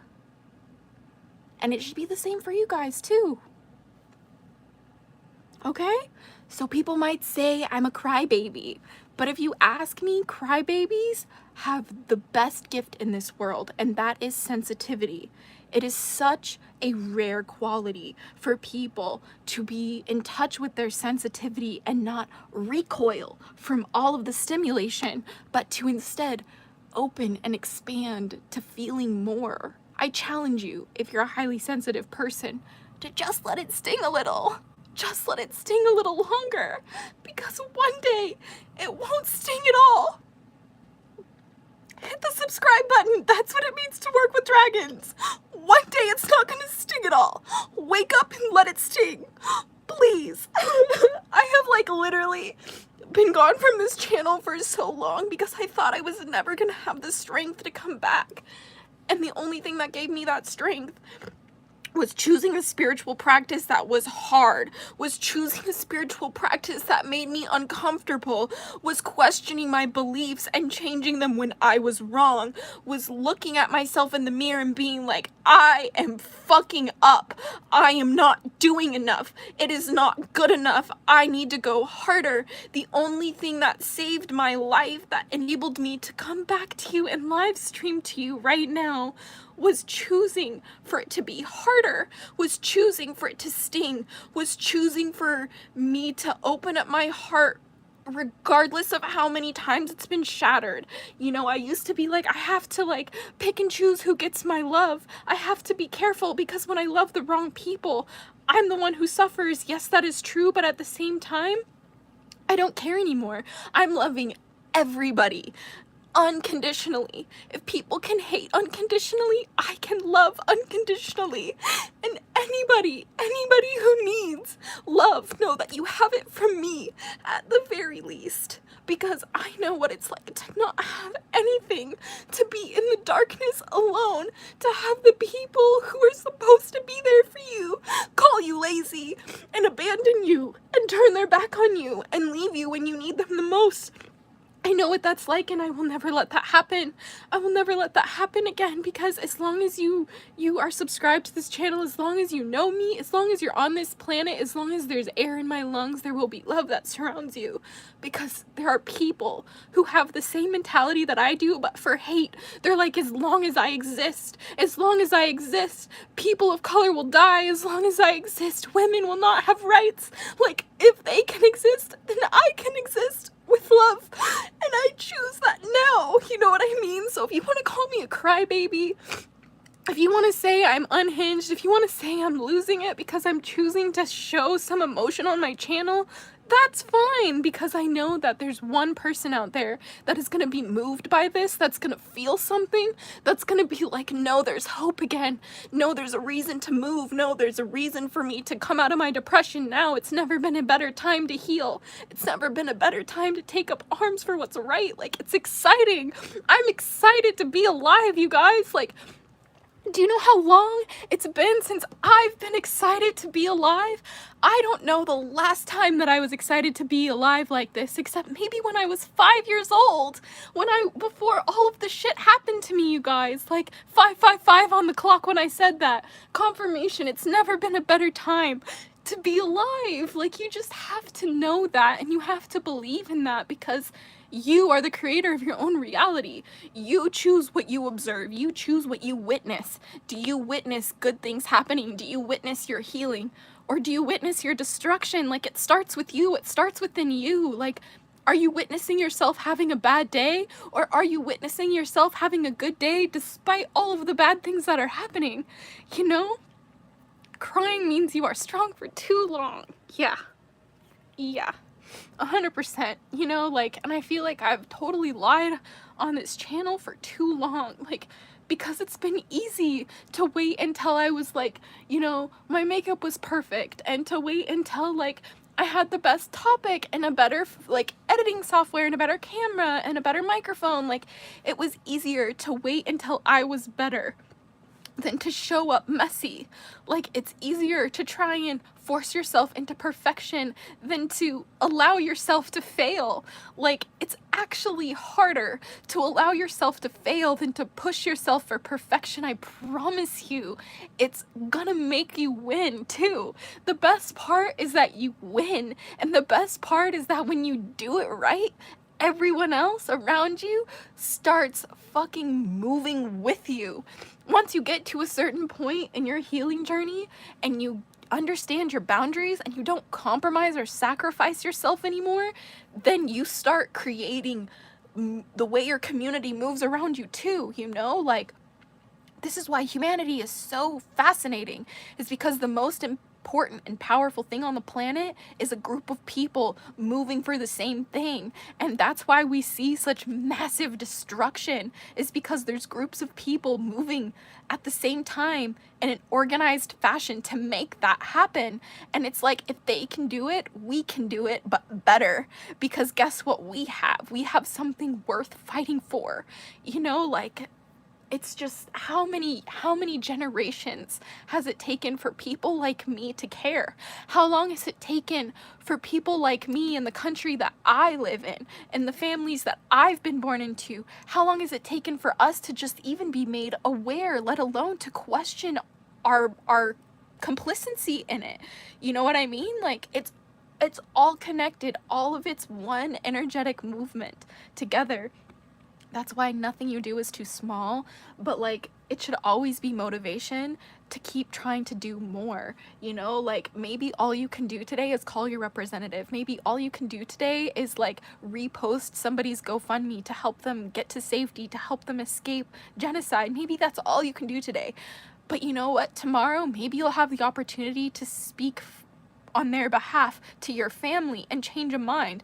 Maybe tomorrow you'll have the opportunity to speak to your family who's actually a lawmaker in the city, and you might actually be able to shift their perspective, but you would never know what's possible if you decide what's possible before you even open your mouth, before you even take action. In my line of thought, in my realm of study, with the dragon guardians that I work with on the spiritual practice that I walk, they tell me life begins when you decide what you want. Your reality starts the second you decide. And the second you decide, you just start to get to experience the journey on getting there. It's that simple. It's not easy. And it's not an excuse to not take any real action. Okay? All right. This was a good one today. We really broke open the meat and potatoes. All right? Yeah, Angelo, it's going to be all right. That's what I'm here to remind you guys on this channel. Like, humanity has faced atrocities at our own hands before. We are doing it again right now, and we will probably do it again after we are all gone. And that is because the reality of this planet is a duality. Okay? Hi, Massive Sandwich 69. I am okay, but I did just have a really passionate speech that I got emotional about life. So we're just expressing our emotions, all right? You are conditioned to ask if I'm okay or anyone's okay when they cry, because you are not actually taught on how to hold space for that kind of emotion. So here we're just trying to normalize feelings, because for some reason it's not normal. Even in a society that has access to technology and you're encouraged to share everything possible. Who knows why? Who knows? Crying is not a sign of weakness. It's your greatest tool of strength and cultivating power and wisdom. The way that you transform when you cry is why I will always tell you to cry before you hold it in. So, cheers. I'm gonna try and finish this drink, actually, because when we're talking so much, I'm getting cotton mouth. It's like dry mouth or something.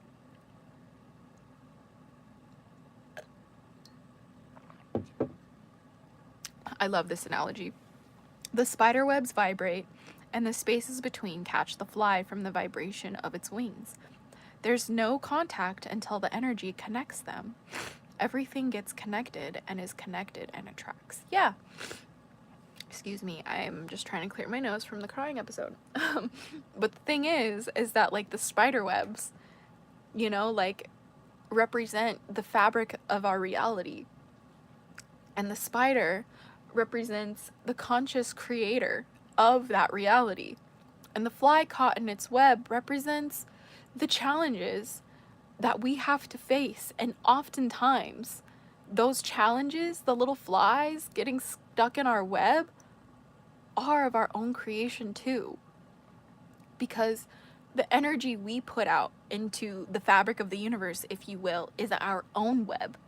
And anything that's in resonance to that energy signature is going to get caught in our webs. And then we're going to have to either, like, you know, deal with that reflection and stay in that reflection, or we have a choice to evolve or devolve. It's always in motion. You know, it's constantly in motion. I like how easily you understood this. Oh yeah, no, it's literally, it's a pretty good analogy. No, I love that one. It's a really good one. I personally love analogies, and that's probably because I work with dragons. They like to communicate in terms of riddles and analogies and metaphors, because when they do that, when they present messages that way, the dragons are giving you the opportunity to create the synapse in your brain yourself. That's why they will do the riddles, right? Because if I'm just gonna be like, okay, the best way to work with dragons is to go to therapy. I could say it like that, or I could be like, if it is dragons that you seek, within is the only place for a peak, I guess you could say, right? But like, see, there you're gonna be like, well, what does she mean? Then you're gonna have to think about it. Like, they say it like this, so you have to cryptically think about it, right? They want you to put the puzzle pieces together, because if I literally just gave you the full puzzle piece finished, you're not gonna get the dopamine. You're not going to get the reward in your brain. You're not going to create the satisfaction of fulfillment in your own experience if you're presented with information in that way. That's why I'm always like, if I have a question about life that's difficult, I'm going to go sit with my guardians. I'm going to go sit with God. I'm going to go sit with goddesses. I'm going to go sit with my ancestors and my spirit team and my past loved ones first before I hit Google ever. Why? Because like, I know that is the best place for me to seek counsel in the unknown realms, in the unknown frontiers, because I need to go to an unknown source. It just seems like the math is mathing, but I guess some people don't know how to put together the formula, and that's kind of like where I want to take this channel in the next direction, is like, you know, giving you guys the tools you need in order to build your own formulas, to like solve your own riddles, because like I can't do it all for you. Like, humanity was never supposed to be like Azura Dragonfeather's special project. No, that's ridiculous. Like, the spiritual evolution was never my responsibility of humanity. Like, that's like actually insanity.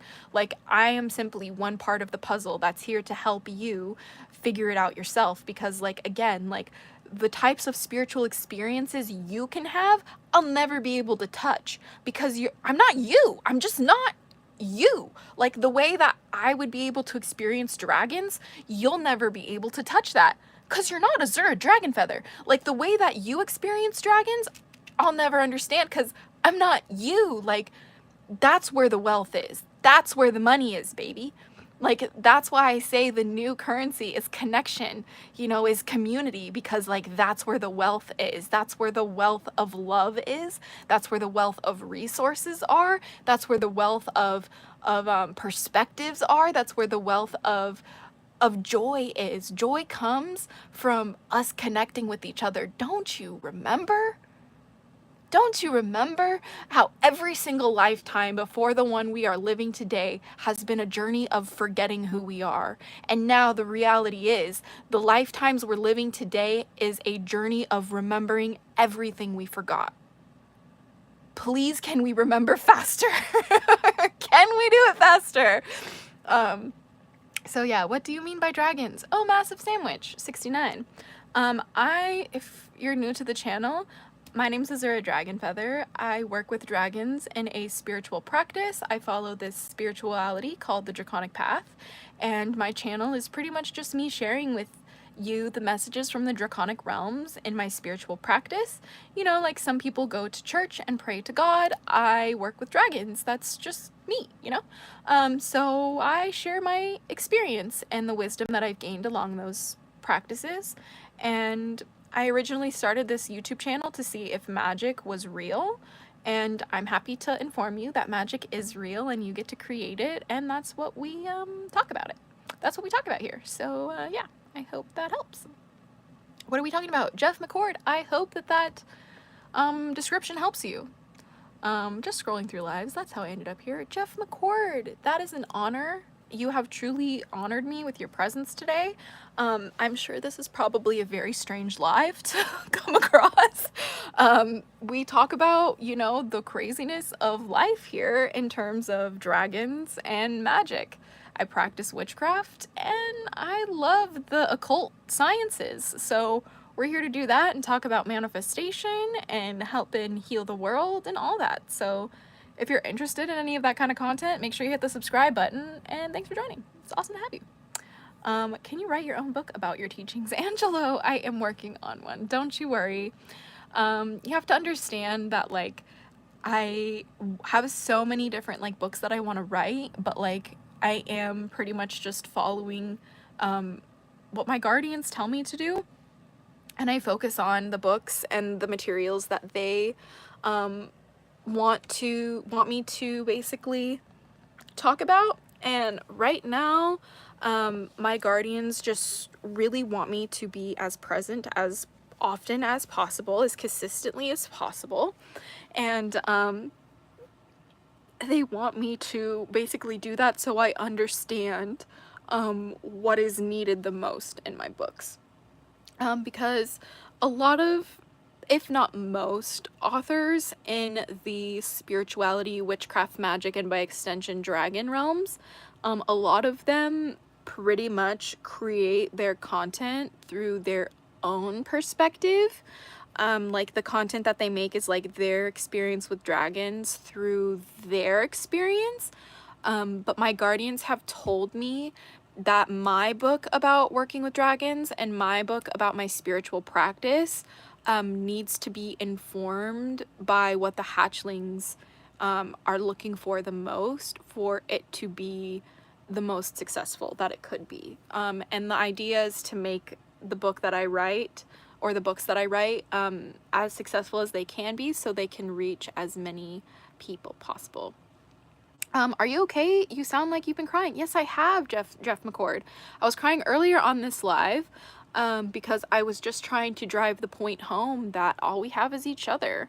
And I've intimately learned that lesson one too many times, to where, like, I don't have the luxury of being depressed anymore. I have gone through my depression journey, and I have chosen to leave it behind in favor of choosing to be here for my community.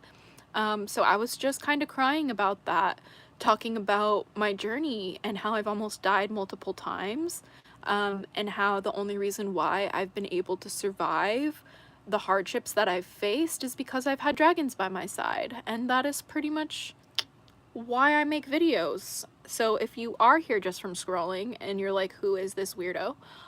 Who's this dragon lady? That's the story of why we're here. We love you and hope you're okay. Yeah, dude, I've never been better. Like, trust me, like, you're gonna see me cry a lot on this channel, and it's not because I'm suffering. It's because I finally feel safe and confident to express myself in the way that I have wished I could. So I just hope that helps. Harmony Nice has a book on Wicca and witchcraft and strong spiritual bodies. Yes, I have her book, love her book, and she was so sweet to shout out my channel in her Wicca video. She talks about draconic Wicca and talks about me, and I was like crying. I was like, oh, it's so honored. It's an honor. But yeah, I love her book. It's super fun. What a powerful life to introduce new people to you. Yeah, honestly, pray.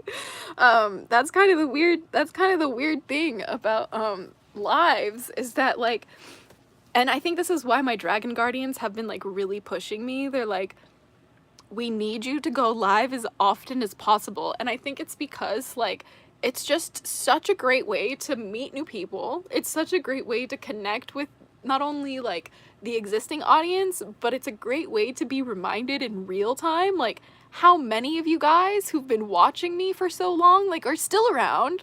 Like you're like, oh, you're still alive? Like every single live I go live on, I'm getting a comment from one of you guys saying, like, literally saying, like, oh my gosh, I watched you, like, 10 years ago. I thought you stopped posting videos, and then I saw you live. Like, how? I want to know how. So thank you for joining the live.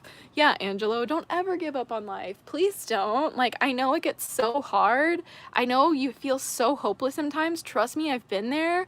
Like, I know, like, maybe you even hurt yourself sometimes. Trust me, I've been there. Like, but you do have the power to choose to look at your suffering differently. You, at any moment of the day, can choose to observe your reality in a different way, and it'll shift your perspective instantaneously.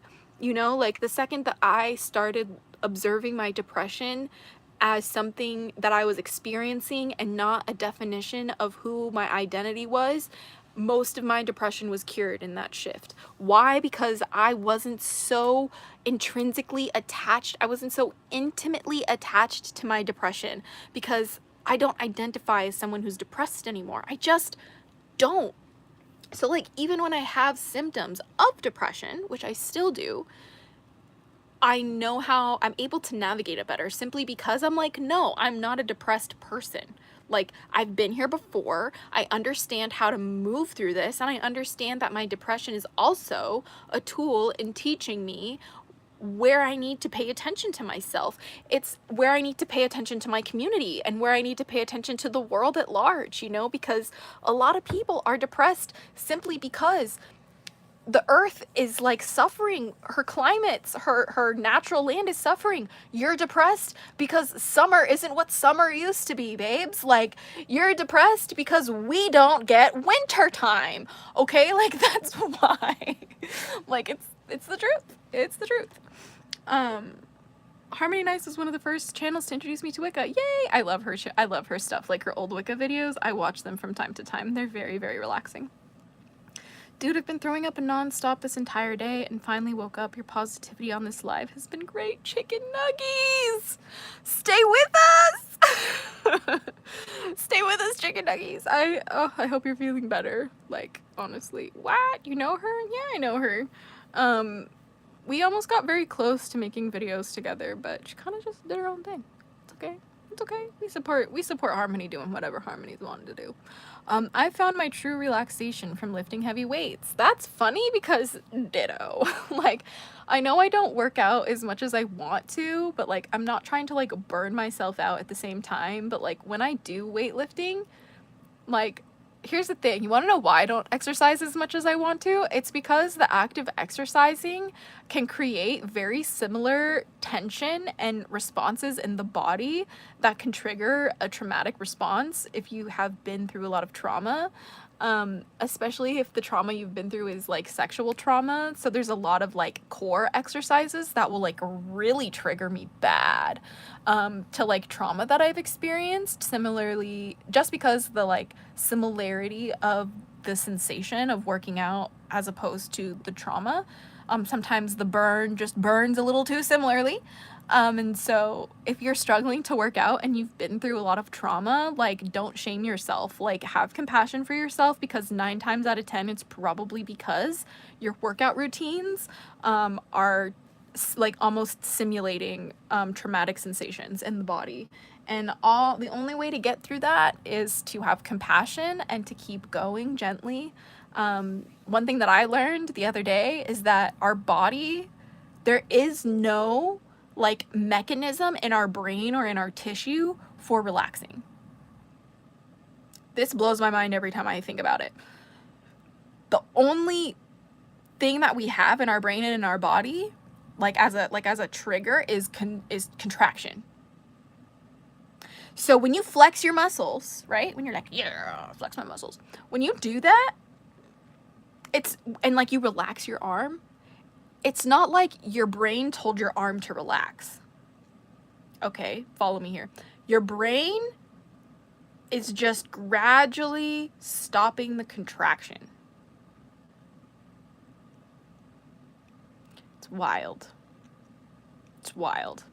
So that's why when you have so much trauma and so much tension, it's because you've been in a perpetual state of contraction.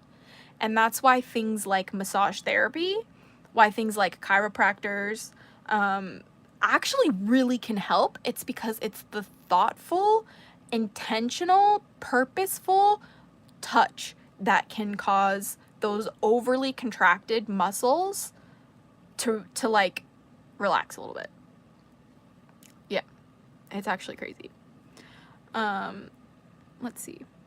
Becoming closer to nature and more self-aware of myself and my own energy helped my mental health so much. Yeah.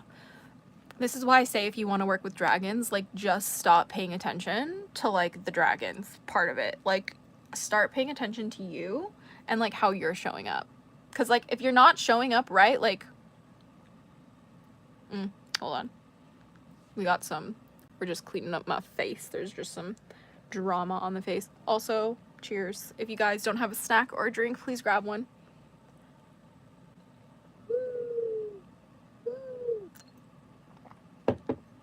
Let's see. Bro, it's 4 a.m. for me. I can't sleep. I'm scared. I kept hearing noises earlier. Everyone is asleep. Yeah, you know, sometimes we get scared. We do get scared. But you don't have to let your fear rule you. It's how you move through your fear that matters. But please make sure that you don't have someone who shouldn't be in your house, okay? Because, you know, it's great to not experience fear and all, but if you're super afraid and someone's in your house, that's valid. So please be careful. Massage therapy is definitely something that works. Yeah, I worked at Massage Envy for like 8 or 9 months, and I got like free massage therapy from time to time from the massage therapists whenever they had like no clients. And they would like come up to like the front desk while like we were working and like massage my shoulders sometimes. And I carry a lot of my trauma like right here in my back. For those of you guys who've been stabbed in the back a lot and have a lot of betrayal trauma, you'll find you'll have a lot of your trauma here and you'll have a lot of it in your neck. So that's like where I go, where I need most of my therapy in terms of massage therapy. And every time they would do it, it would just make me think of all the times that I was stabbed in the back, and it would cause me to tense up really bad. And then they would be like, yo, why are you so tense? Like, how can a girl so tiny be so tense? Like, aren't all the tiny girls so tense, okay? This is a fucked up place we live in, okay? Like, come on. The math should be mathing, okay? I read in a magazine that too much light isn't good for our health. Since humans discovered fire, we started developing health issues that led to insomnia, depression, paranoia, pain, shorter lifespan. Yeah. So there's also a theory that humans were kind of like exiled to the surface of the world if you subscribe to the Hollow Earth theory. I'm not like a huge believer in the Hollow Earth theory. Like, I'm not like, this is reality. I just like learning about people's perspectives, right? And I personally take joy in the story of humanity being exiled to the, like, basically the crust, the surface of the earth, instead of living inside the earth. And now our lifespans are drastically reduced because we're oxidizing, because we're just being exposed to way too much, like, oxygen and, like, way too much radiation from the sun. So we're just, like, dying hundreds of years before we're supposed to. And if you ask me, like, the types of mentalities that humans have, like the type of brains that we have, like, there's no way humans with the type of brains that we have are supposed to be capped at like 30 years, are supposed to be capped at like 70 years. Like, that just doesn't, it just doesn't make sense. You know, we got turtles with like maybe a fraction of our brain power living to be like, oh, I don't know, 150. We got some whales out there who are living, they're pushing 200 and 300. Like, it's not far-fetched to believe that humans are supposed to live for hundreds of years. It even references us living for hundreds of years in the Bible.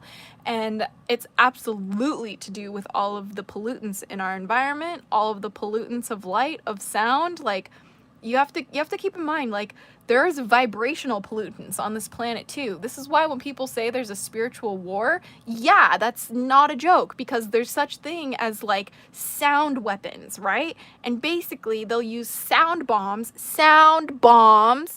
What are sound bombs? Vibrations, frequencies, and by extension energy, and they're using that to disrupt us, okay? Like, humans, if you subject them to the right kind of noise, I don't care how grounded you are. I don't care if you're a Zora Dragon Feather. I don't care if you're Jesus fucking Christ. If you are literally subjected to enough audio torture, you're gonna crack. You're gonna crack. You're a human being. You're susceptible to vibrations. You're susceptible to energy. Please. It's so important to just do whatever you can to take care of yourself. You know, like, if that's what you want, you know, like, this reality, you have free will. And if you want to engage in all of the self-destructive behaviors and just overindulge and die young, there's wisdom in that. I personally am not partaking in that lifestyle, but I respect it. Would I encourage it? No. But I get it. You do you. I have nothing to say. You know, the only problem is that, like, if you start drugging other people, then we have a problem, okay? Like, you have to stay in your own lane. Okay? Please. So, yeah. Yo, 250 cups of junk. Thanks for joining the live. Glad to have you here. We need sleep, and our animal cycles have been erased. You know, we're getting it back. Some people, the right people who are out there, know what's up. This is why I say, please tune your ears to the indigenous knowledge, to the indigenous elders, especially the indigenous women, because they are the keepers. They are the physical, like, rememberers of humanity's natural cycles and natural way of life. Trust me, that's why they are so heavily targeted for genocide, because they're the only barrier in between New World Order and the hope for humanity's, like, true, like, nature to return to this planet. Like, please just hang on and do your best. Just hang on. I think that watching both the sunrise and sunset every day helps me to sleep well. I think that it's why red light therapy works for insomnia, because it's like sunset colors. Ooh, I like that interpretation, Ginger Rose Willowheart. Thanks for joining the live. Yeah, dude, I have really been loving red light therapy.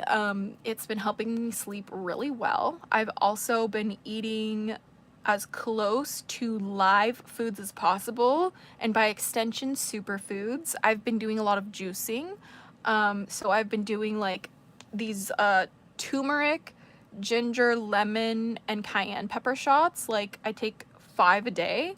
I'm very grateful that I live by a place called The Real Juicery, that they have like 5 shots for $10. So I'm very lucky that I'm able to do that and have the privilege and the resources to access that. But you can also juice at home. You can also, you know, get juice from other places and do it in different ways as well. But like, the closer you can get to like actual, like, alive superfoods, you're going to feel and function like a superhuman. That's why it's called superfoods. Like, when you try and like level up your spirituality so much, and you try and go so far and so hard in your spiritual practice, but you fail to neglect the health of your body and the health of your mind, like, you're only getting 1/3 of the distance that you could actually be going. Like, and that's what's been the best thing for me and my spiritual practice, is the second I started focusing on my spirituality being hard and challenging and uncomfortable, I started doing everything that was good for me, that would elevate me. Why? Because, like, at the end of the day, all we have is choices.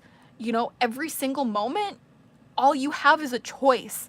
All you have is a choice of what you eat. All you have is a choice of how you get up. All you have is a choice of how you speak to people, how you perceive your life, how you engage with people around you. All you have is a choice between if you pick up your phone or not.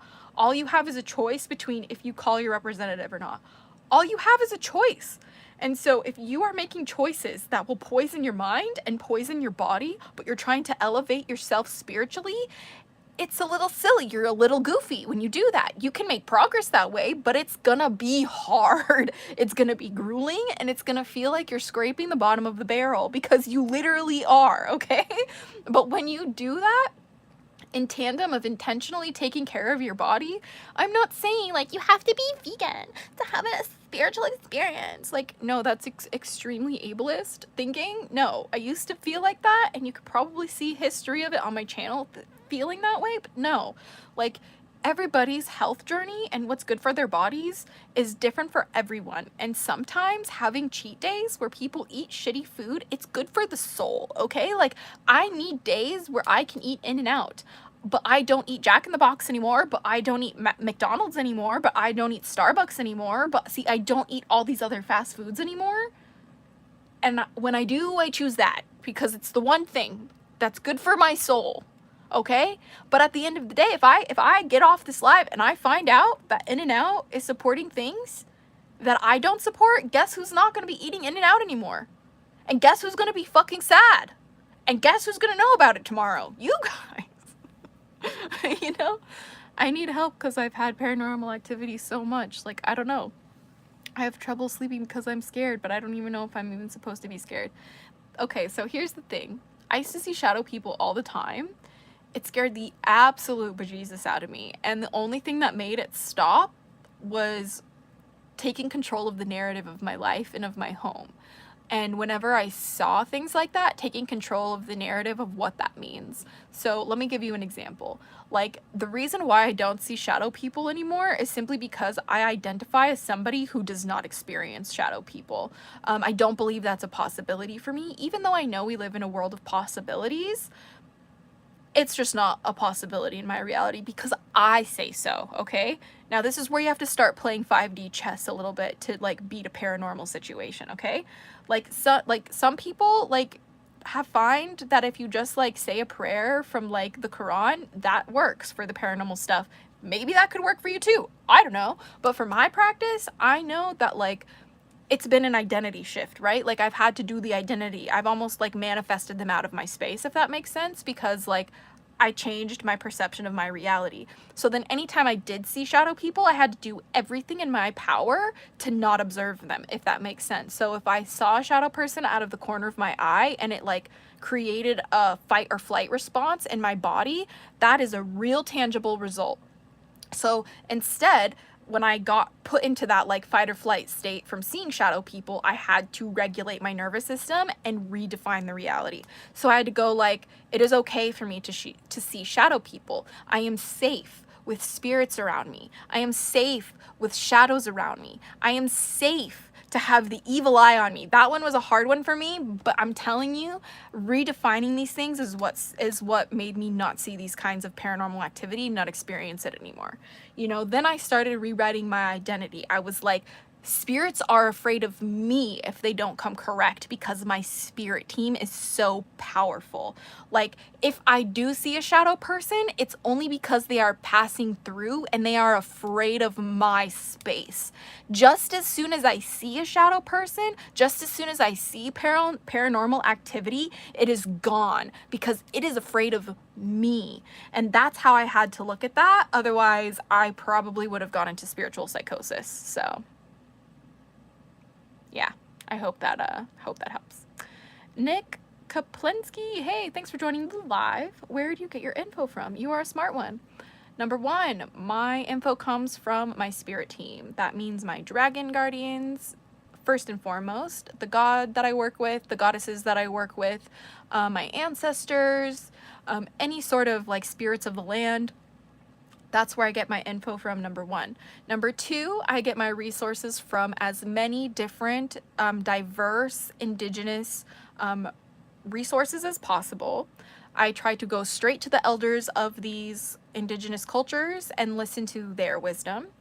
And then I also cross-reference and cross-check it with as many different spiritual texts that I can find. So I will often reference the Bible. I will often reference the Quran. I will often reference the Torah. I will often reference the Emerald Tablets. I will often reference, what are the other ones? There's like some sacred texts in Hinduism. Like there's just a lot of different things that I reference. I will also reference mythology and folklore, specifically indigenous folklore. That's where I find the most truth. And then again, I will cross-reference them with other indigenous folklore, myths, and legends. And that's where we get the culmination of the info that I talk about on this stuff. Thoughts on the Book of Enoch? I don't know the Bible that well to start talking about it like that. But I'm hoping that I get better at my understanding of the Bible before I start talking about it, you know. Ginger Rose, Turtle Island. Yes, we rep Turtle Island here on this channel. One of my favorites is Unite the Collective. He said he's part dragon. Oh, that's cool. I've never heard of them. Or maybe I have. I just don't recognize the name because I'm good at like with profile pictures and faces. Names, we struggle with that here. Absolutely, no, spirits and ghosts are not all bad because I've tried talking to them, but I have clairsentience, and when there is a negative energy, I feel it deeply, and it's weird. Oh yeah, SOF. I totally agree with that. For a while, I had to identify as somebody who couldn't see spirits at all simply because I would just have way too many encounters with dead people. Like, I would literally be minding my whole ass business outside in public, and I would genuinely see ghosts in public from the past in like an astral sense, and like it was only because like I had no protection around me and I was like developing my skills without like being super disciplined in my like spiritual protection. My wards were non-existent. Like I didn't have a regular spiritual routine. I didn't have any spiritual hygiene.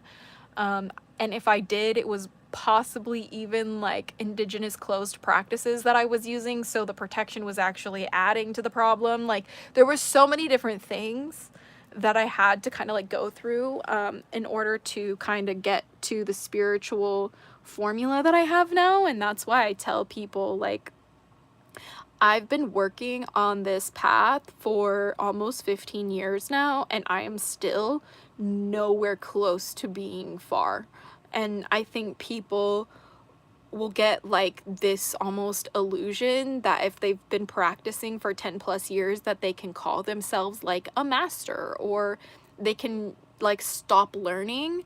While my dragon guardians have told me I can call myself like a draconic high priestess, like they're very quick to remind me that I am a child and I will always be inferior. Like, and I need to remember that. I need to be humble about that, and I need to act accordingly and to not let it get to my head, or they'll make sure I lose everything I've ever accomplished.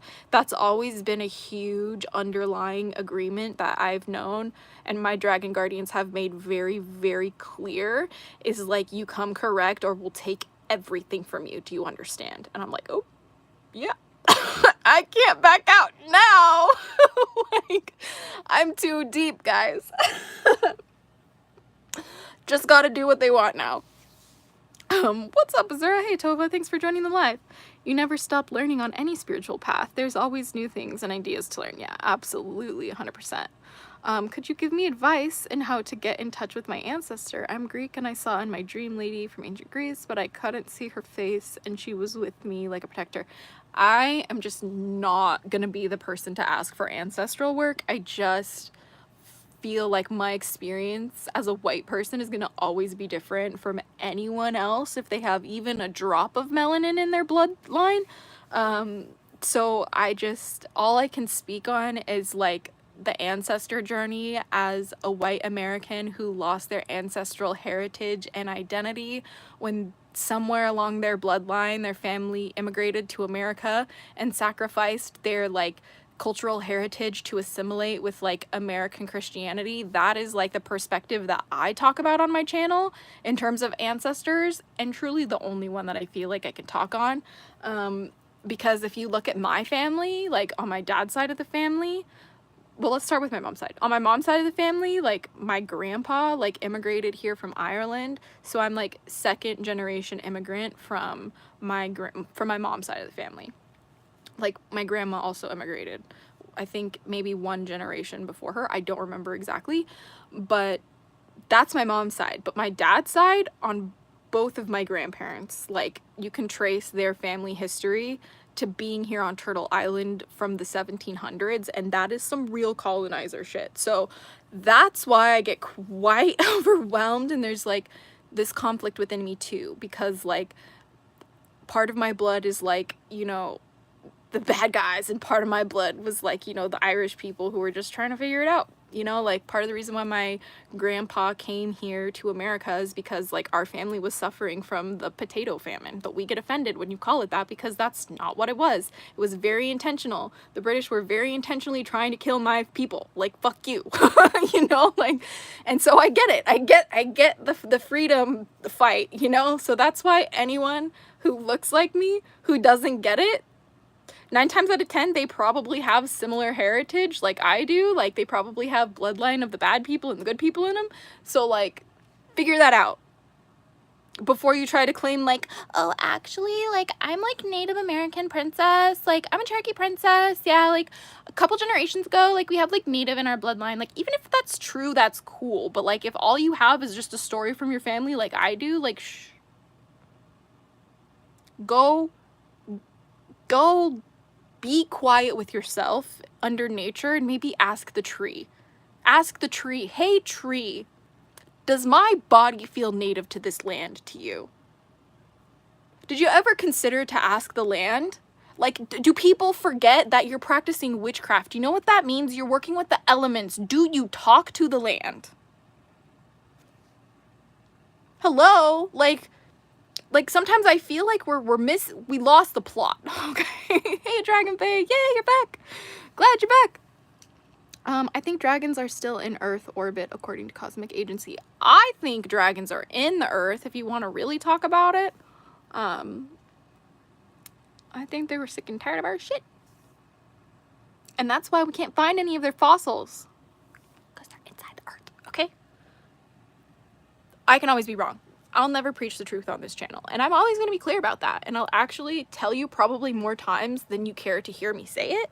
But it's like, look, I don't know anything. That's the first rule of working with dragons, is you don't know anything. Like, I'm just telling you my experiences on this channel, my perspective, and my journey with working with dragons and magic. Like, what else can I do besides share my music from time to time? That's all we do here. Like, it doesn't have to be so serious. Like, you don't have to take me for serious. Like, I'm not trying to do anything other than help you. Like, if some people genuinely think I'm a cult leader, and honestly, I think that's kind of offensive, not only to me, but to cult leaders, because cult leaders work really hard, okay? It's really hard. You have to dedicate your whole entire existence to being a cult leader, okay? Like, I have other things I do in my life. I don't have time to peddle around an ideology to make people follow me like little zealots, okay? Like, no, all right? We don't do that here. We're just like, hey, maybe you might want to have a dragon in your life. They're pretty cool. Just a recommendation, though. You can keep scrolling. Like, I just don't. I don't know. I really don't. How do you figure out who your dragon guardians are? Patricia Phillips, thanks for joining the live. If you haven't seen my previous live, it says POV, you started working with dragons today. I go over everything you need to do in that live stream on how to figure out who your dragon guardians are. And if you want the TLDR, because you don't want to watch like a 2.5 or whatever hour live stream, that's fair. The TLDR is basically know yourself. Turn your focus on your own bullshit. Turn your focus on how you can improve, not on how you can connect with the dragons, not on what other people are doing, how you can get better first, then focus on regulating your emotions, focus on your shadow work, excuse me, and focus on protecting what is precious, doing what you can to be a pillar of strength in your community, doing what you can to make a difference for people who have less than you, to have maybe more in the future, or maybe more by the end of the actions you take. And by the time you get to that point, you'll probably already have dragons around you. At least that is what they tell me. So, hope that helps. About dragons, I never really thought about them, but I saw a dream once. I was lost at a forest and suddenly I saw a huge dragon, like an earth greenish dragon. I don't know. SOF, that sounds like Grail, the earth dragon guardian. That is actually like one of the only dragon, that's like the only dragon guardian I haven't had like a really close encounter with yet. But my intuition and my what's it called, my spirit team of dragons is telling me to go visit Canada more to connect with the earth dragon guardian. That's not true for everybody. They're just saying for me specifically, I'm supposed to go to Canada to connect with this dragon for some reason. I don't know. I went to Canada last year in the winter time, for my first time, and the earth energy there is just different, so I get it. But like here, I would have to say that like, while I do work with the 4 elemental dragon guardians still in my practice, like they're not like cornerstones of my practice the way that they used to be. Like I don't work with dragons through such a rigid framework anymore. It just kind of happens when it happens, if that makes sense. So, The Last Dragon Chronicles was my favorite books back in the day. Oh my gosh, yeah. I don't know if you saw like the animation. There's like this animation on YouTube called The Last Dragon, a fantasy made real. And it's like this animated movie that like used to be on like National Geographic when I was like an absolute tiny little potato. And like I saw that as a kid and like just absolutely grabbed that shit and ran with it, because of course I was just so obsessed with dragons. But I have to read the Last Dragon. How many dragon guardians are there? There's infinite dragon guardians. At least the way that we work with elemental dragon guardians on this channel, and through the Dancing with Dragons DJ Conway book, is the 4 elemental dragon guardians: Grail, Nalian, Fafnir, and Ceres for the elements earth, air, water, and fire. But that's just some people who work with dragons choose to work with the elemental dragon guardians that way. It's a great way for people who are Wiccan based. If they practice Wicca before coming to dragons, it's a great way for them to kind of marry dragons into their Wiccan practice. But it's just one way to work with them. Let's see.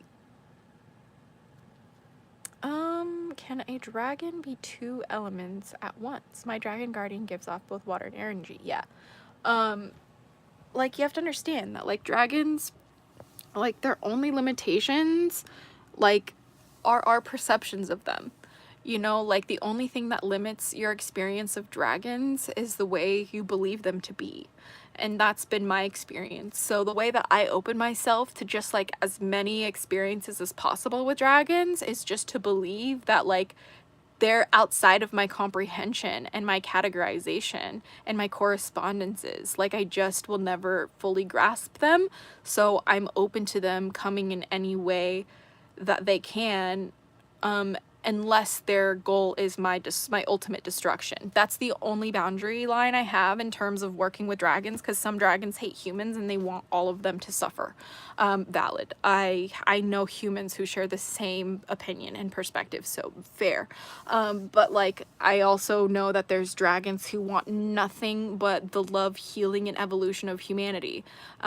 Cool, fair. I know there's lots of human beings with the same ideology, so there's that. Can a dragon be... That's what I just read. I just saw it every night before I went to sleep and would write it in a journal. Oh no, that's amazing. Yeah, see, I love looking back at my journals from when I was younger and finding like entries about dragons, because that shit just like shakes me to my core as an adult. It just shakes me to my core. I was hoping there was a black dragon. Those are extremely awesome. Yeah, there are. I'm talking about a very specific like set of dragons from like a book that was like just, it's a really old book, like maybe a couple decades old, but it's like the book that most people use in the like witchcraft community. if they're gonna pursue working with dragons, it's called Dancing with Dragons by DJ Conway. There's also Mystical Dragon Magic by her as well, and there's a new one. I think it's called Seeking Dragons, but I could be wrong. But yeah, there's dark dragons too. So a black dragon would probably be considered something like a chaos dragon of darkness. While that sounds scary on paper, the reality is that it's just like they focus on the chaos, on destruction, on, you know, the things that are considered darker arts, because the reality is everything is objectively neutral.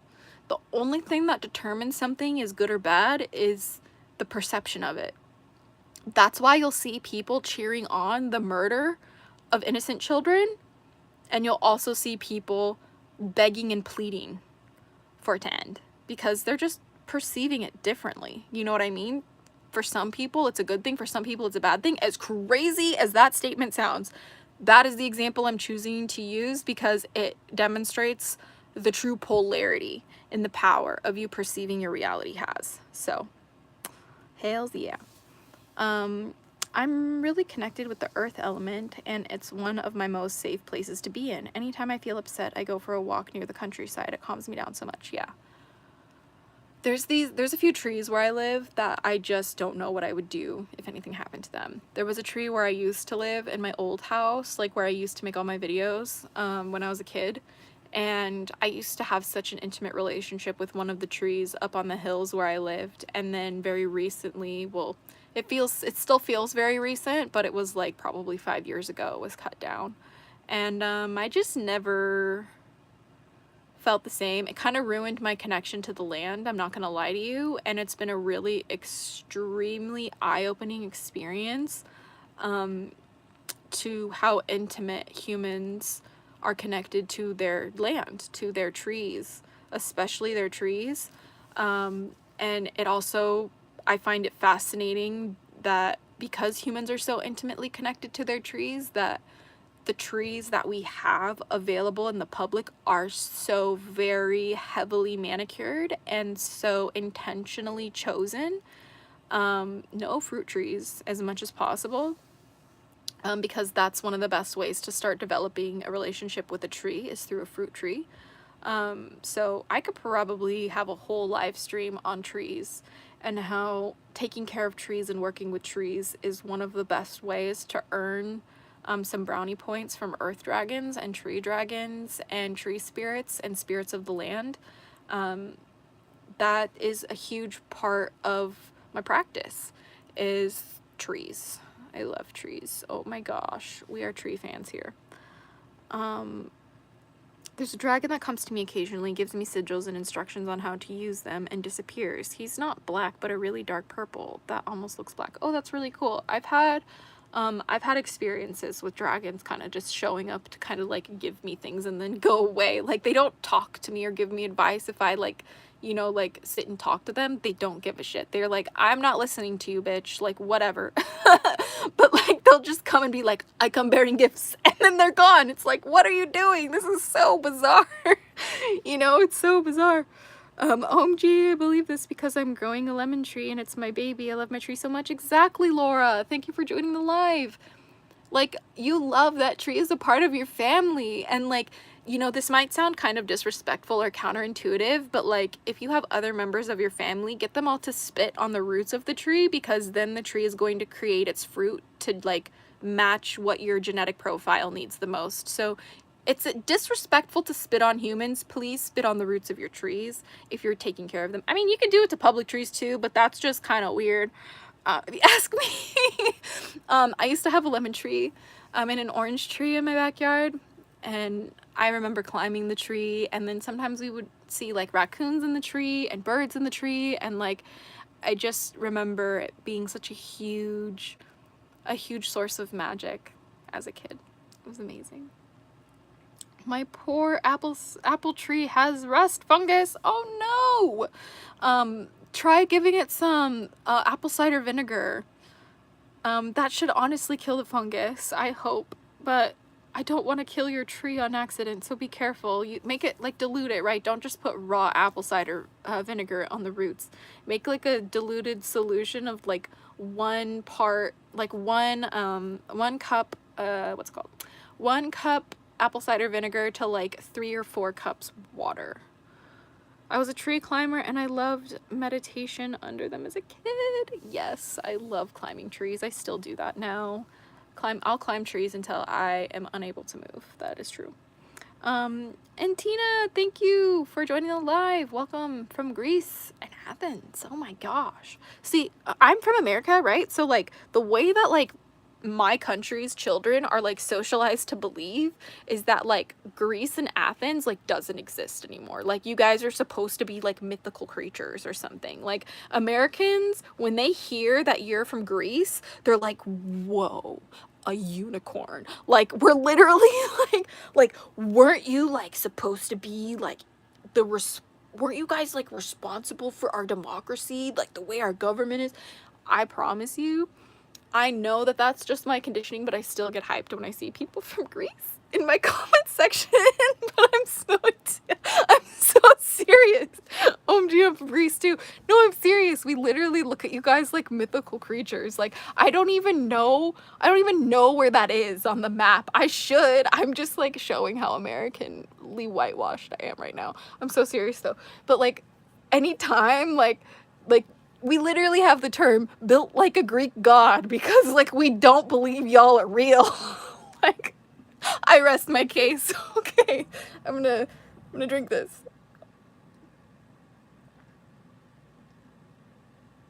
I had a very special relationship with a tree across the street from my balcony at my old apartment where I lived for 6 years. There was always a fence in front of it, so I never touched it really, but when I moved out, I asked it for some of its fallen leaves and it gave me 3. Oh my gosh! See, trees are so special. Do you guys like remember that trend on TikTok where like people would like go in front of trees and then like ask the tree like, tree, if you can hear me, like touch my shoulder, and then they would like touch their shoulder? Like, bro, I'm telling you, like we live in such a magical world. Like they just want you to forget. They want you to see the tree as an it, and this is why our language is so important. So like when I looked, the deeper that I looked into like indigenous cultures, especially indigenous languages, especially the native languages to Turtle Island, when I started looking into it, the way that their literal language is set up linguistically is like to be a bae. I saw this on a TikTok and then started doing more like deep diving in it, but to reference the TikTok, I'm so sorry I don't remember her name, but she's like, the language is to be a bae. What does it mean to be a bae? You can't be a bae. A bae is a thing. It's not a state of being, but it is. To be a bae is to have children playing in your waves. To be a bae is to have visitors come and like, you know, new connections made. To be a bae is to provide fish and life to the people of your land. Like to be a bae is to have a sea of creatures. Like that's what it means to be a bae. Okay, and we are completely removed from that type of thinking with our language. We don't have a verb for to be a bae. We don't say, oh, how do you feel today? Oh, I feel like a bae today. We don't know. Okay, maybe bae as in like I'm your girlfriend bae. Like no, like not that. To be a tree, we don't have any like language. Like even me saying to be a tree sounds ridiculous, like, but I'm serious. What does it mean to be a tree? To be a tree is to experience birds nesting in your branches. To be a tree is to give shade to the creatures who've had a long walk. To be a tree is to provide fruit for those around you. To be a tree is to literally like connect with all of the different plant life all around you. To be a tree is to hold the land together. To be a tree is to create an ecosystem. To be a tree is to support life. That's what it means. My CLM network talking mushrooms, phones. Yeah, Ginger Rose Willow Heart. The best things I ever did in my whole life was like eat some fun guys. Like people are like, where's your resources? Mushrooms. Come on, look at me. Can you literally look at me and like tell? Can't you just tell that I've eaten mushrooms? Like, can't you just tell? I just can tell. Like when I look at people, I can just tell who has and who hasn't and who needs some.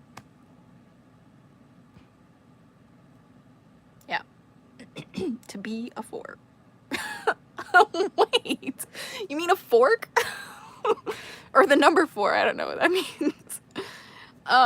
You almost had me there. They didn't they invent the elevator? I don't know if Greece invented the elevator. I really don't. I sadly can't eat mushrooms, but I love reishi and lion's mane tea. Yeah, you know, but there's also, you don't have to eat mushrooms to get the benefits of, like, you know, mushrooms. Like, there's so many different ways to consume mushrooms now, at least if you live in LA. Like, they have, like, whole stores where you can buy gummies that are processed in ways that, like, are hypoallergenic. Granted, it's not regulated, so if you have a lot of health issues, I'm not going to recommend it, but here's the thing, like, I'm not going to recommend you taking mushrooms one way or the other, but when you've been through a lot of trauma and you've been through a lot of grief and you hate yourself and your life a lot and you don't know what to do with that, like, I just ended up at the doorstep of taking mushrooms as a last resort, and it was exactly what I needed. So I hope that that's not seen as me trying to promote it. I'm not promoting it. I'm saying it was a medicine. Mushroom medicine? Okay, it's fine. It's fine. You said to be a 3. I say 4. Oh no, Max H, I said to be a tree. Like, to be a tree, you know, means to provide shade for those who are taking shelter from the sun. To be a tree means to house birds in your branches. To be a tree means you're providing a new perspective for a little boy climbing a tree, climbing you for the first time, you know? There's just all of these different things. I use a lotion with anti-aging mushrooms. Also, my grandfather used to make Weishi mushrooms. Everything in this universe, the answer is mushrooms. Like, they're even finding that mushrooms might be the solution to the plastic problem, but it's looking like the more we're gonna look at, like, the creatures and the plants and the mycelium that specialize in recycling decay are going to be able to help us fix our shit. But the thing is like, we have to literally get our shit together first, because, and we're doing a great job. I don't subscribe to the, like, oh my gosh, the world's falling apart. No. The world is working on overtime right now to shift into a new reality, and that's why it kind of looks like it's falling apart, because parts of it are. Okay, but it's okay. One step at a time. Have you read any books by Dion Fortune? No, but I will look into that person, because I've never even heard of that person. Like, acid to this day has me believing the ex-friend and her sister are aliens. Okay, that's the first thing that I felt when I was, like, on mushrooms, and I looked in the mirror for the first time, and I looked at myself. I'm just like, and I looked at my phone, like, I tried to engage with technology, and I was just like, I am an alien. And then I had such a hard time connecting our Bluetooth speaker to my phone to listen to some music while we were, like, tripping together, some friends and I. And while I was doing everything in my power to get this, like, Bluetooth speaker to connect to our phone so we could, like, listen to some music to relax and play with crystals, I was beside myself and, like, not being able to make it happen, because, one, I was absolutely high, and 2, I was absolutely realizing the incredible feat that Wi-Fi even is, and Bluetooth even is, and I was like, this is witchcraft. Like, the witch was befuddled. Like, I don't even know, man. It was crazy, man. No, I love mushrooms, but acid literally took me out of my reality. Yeah, you know, everybody has different, you know, things, and, like, you don't have to like eat mushrooms to have a, like, spiritual knowledge. Like, no, like, it is called an earth medicine, and medicine is there for those who need it. And just because you want to go on a spiritual practice or a spiritual journey doesn't mean you need earth medicine to get there. Like, I've had many friends who have used acid and who have used psychedelic mushrooms and who have used ayahuasca as a crutch, even peyote cactus, like, as a crutch, salvia, if you've heard of salvia, as a crutch to get access to those spiritual states of being, of understanding and perceiving reality, but they're not paying the right price to keep that knowledge. So in order to keep that knowledge, they're going to have to keep using the substance. And then when they keep using the substance, they're going to create a dependency on it. This is how addicts are created, through a spiritual lens. You know, like I almost joined them. Most of these people have entered spiritual psychosis if they have created a dependency on these substances. That's not what they're intended to be used for. They're not keys to get into like the VIP club for free, you guys. Like, that is not what this is. They are medicine to help you unlock your path. Your remedy already exists within you. The like toolkit is already in here. The ingredients to bake the cake is already in here. The mushroom, the substance, is just a catalyst for you to open that box for yourself. You know, like my entire progress is not a result of the weird plants I decided to eat sometimes. Like, no, that is not true. I had to do the work because I also was around people who had sometimes even more profound realizations than I do.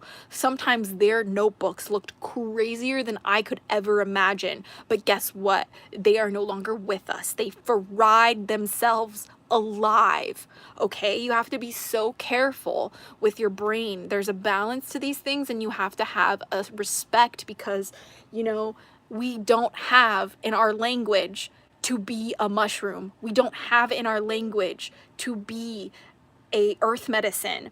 What does it mean to be an earth medicine? To be an earth medicine means to hold the power to shift consciousness. To be an earth medicine means to hold and command respect and dignity. To be an earth medicine means to be misunderstood. That's what it means to be an earth medicine. So when we interact with earth medicine, when we consume it, we must have that respect from the perspective of what it means.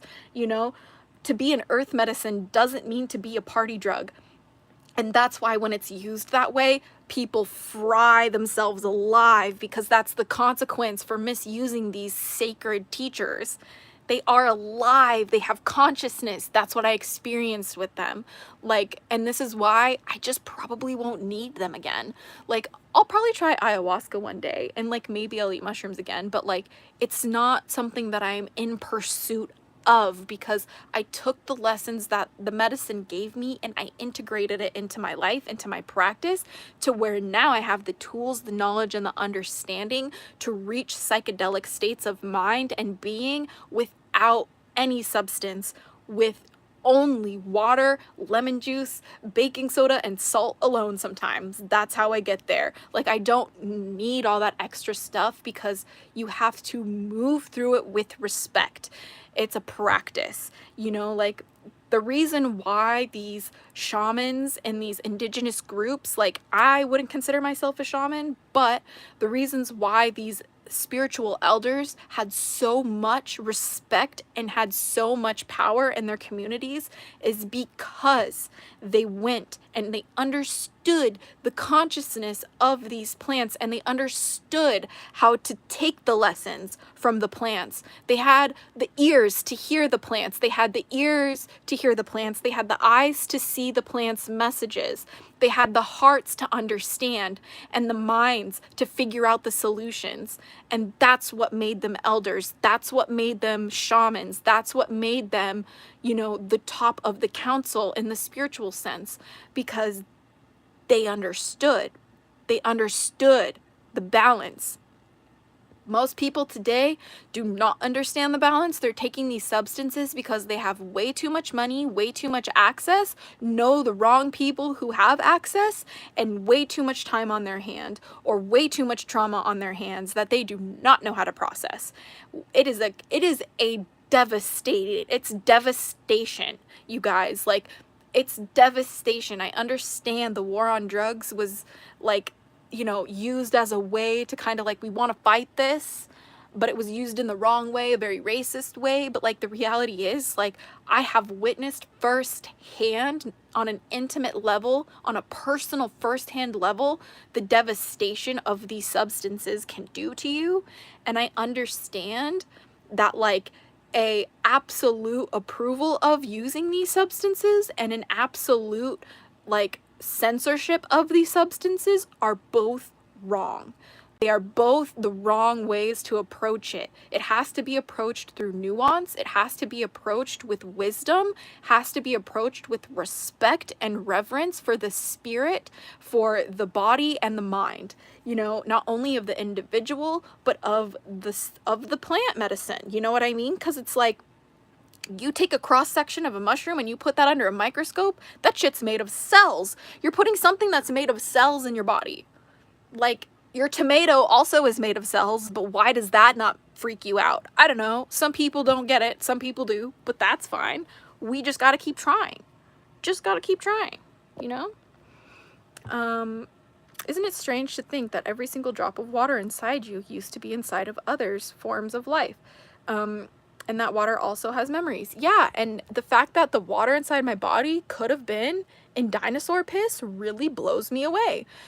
Grosses me out too sometimes, but this is why I love doing water magic more so now than ever before, because when you are like, water is the closest thing we have to time in a physical sense.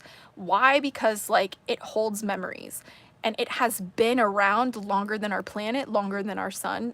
We have verified this scientifically, at least to the resources that I have been consuming.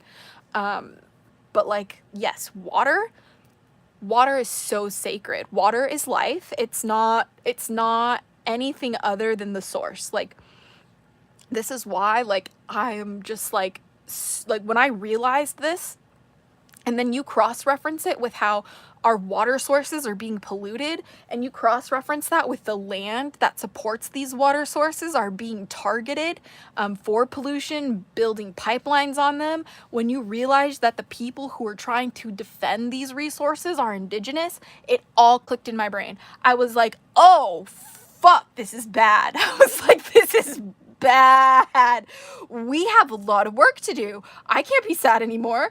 I can't be depressed about who's president. Like, I literally gotta like suck that shit up so far up my asshole and get on my feet and go. Like, I know that might be some really explicit language, but you have to understand, here on this channel, we are not for kids, okay? Not for kids, okay?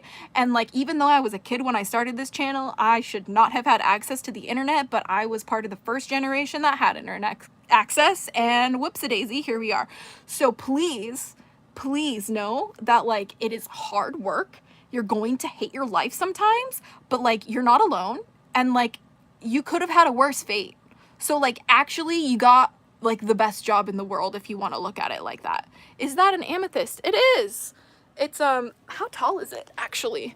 Let's see how tall it is. I am almost 5'4", so this is like probably 4'5".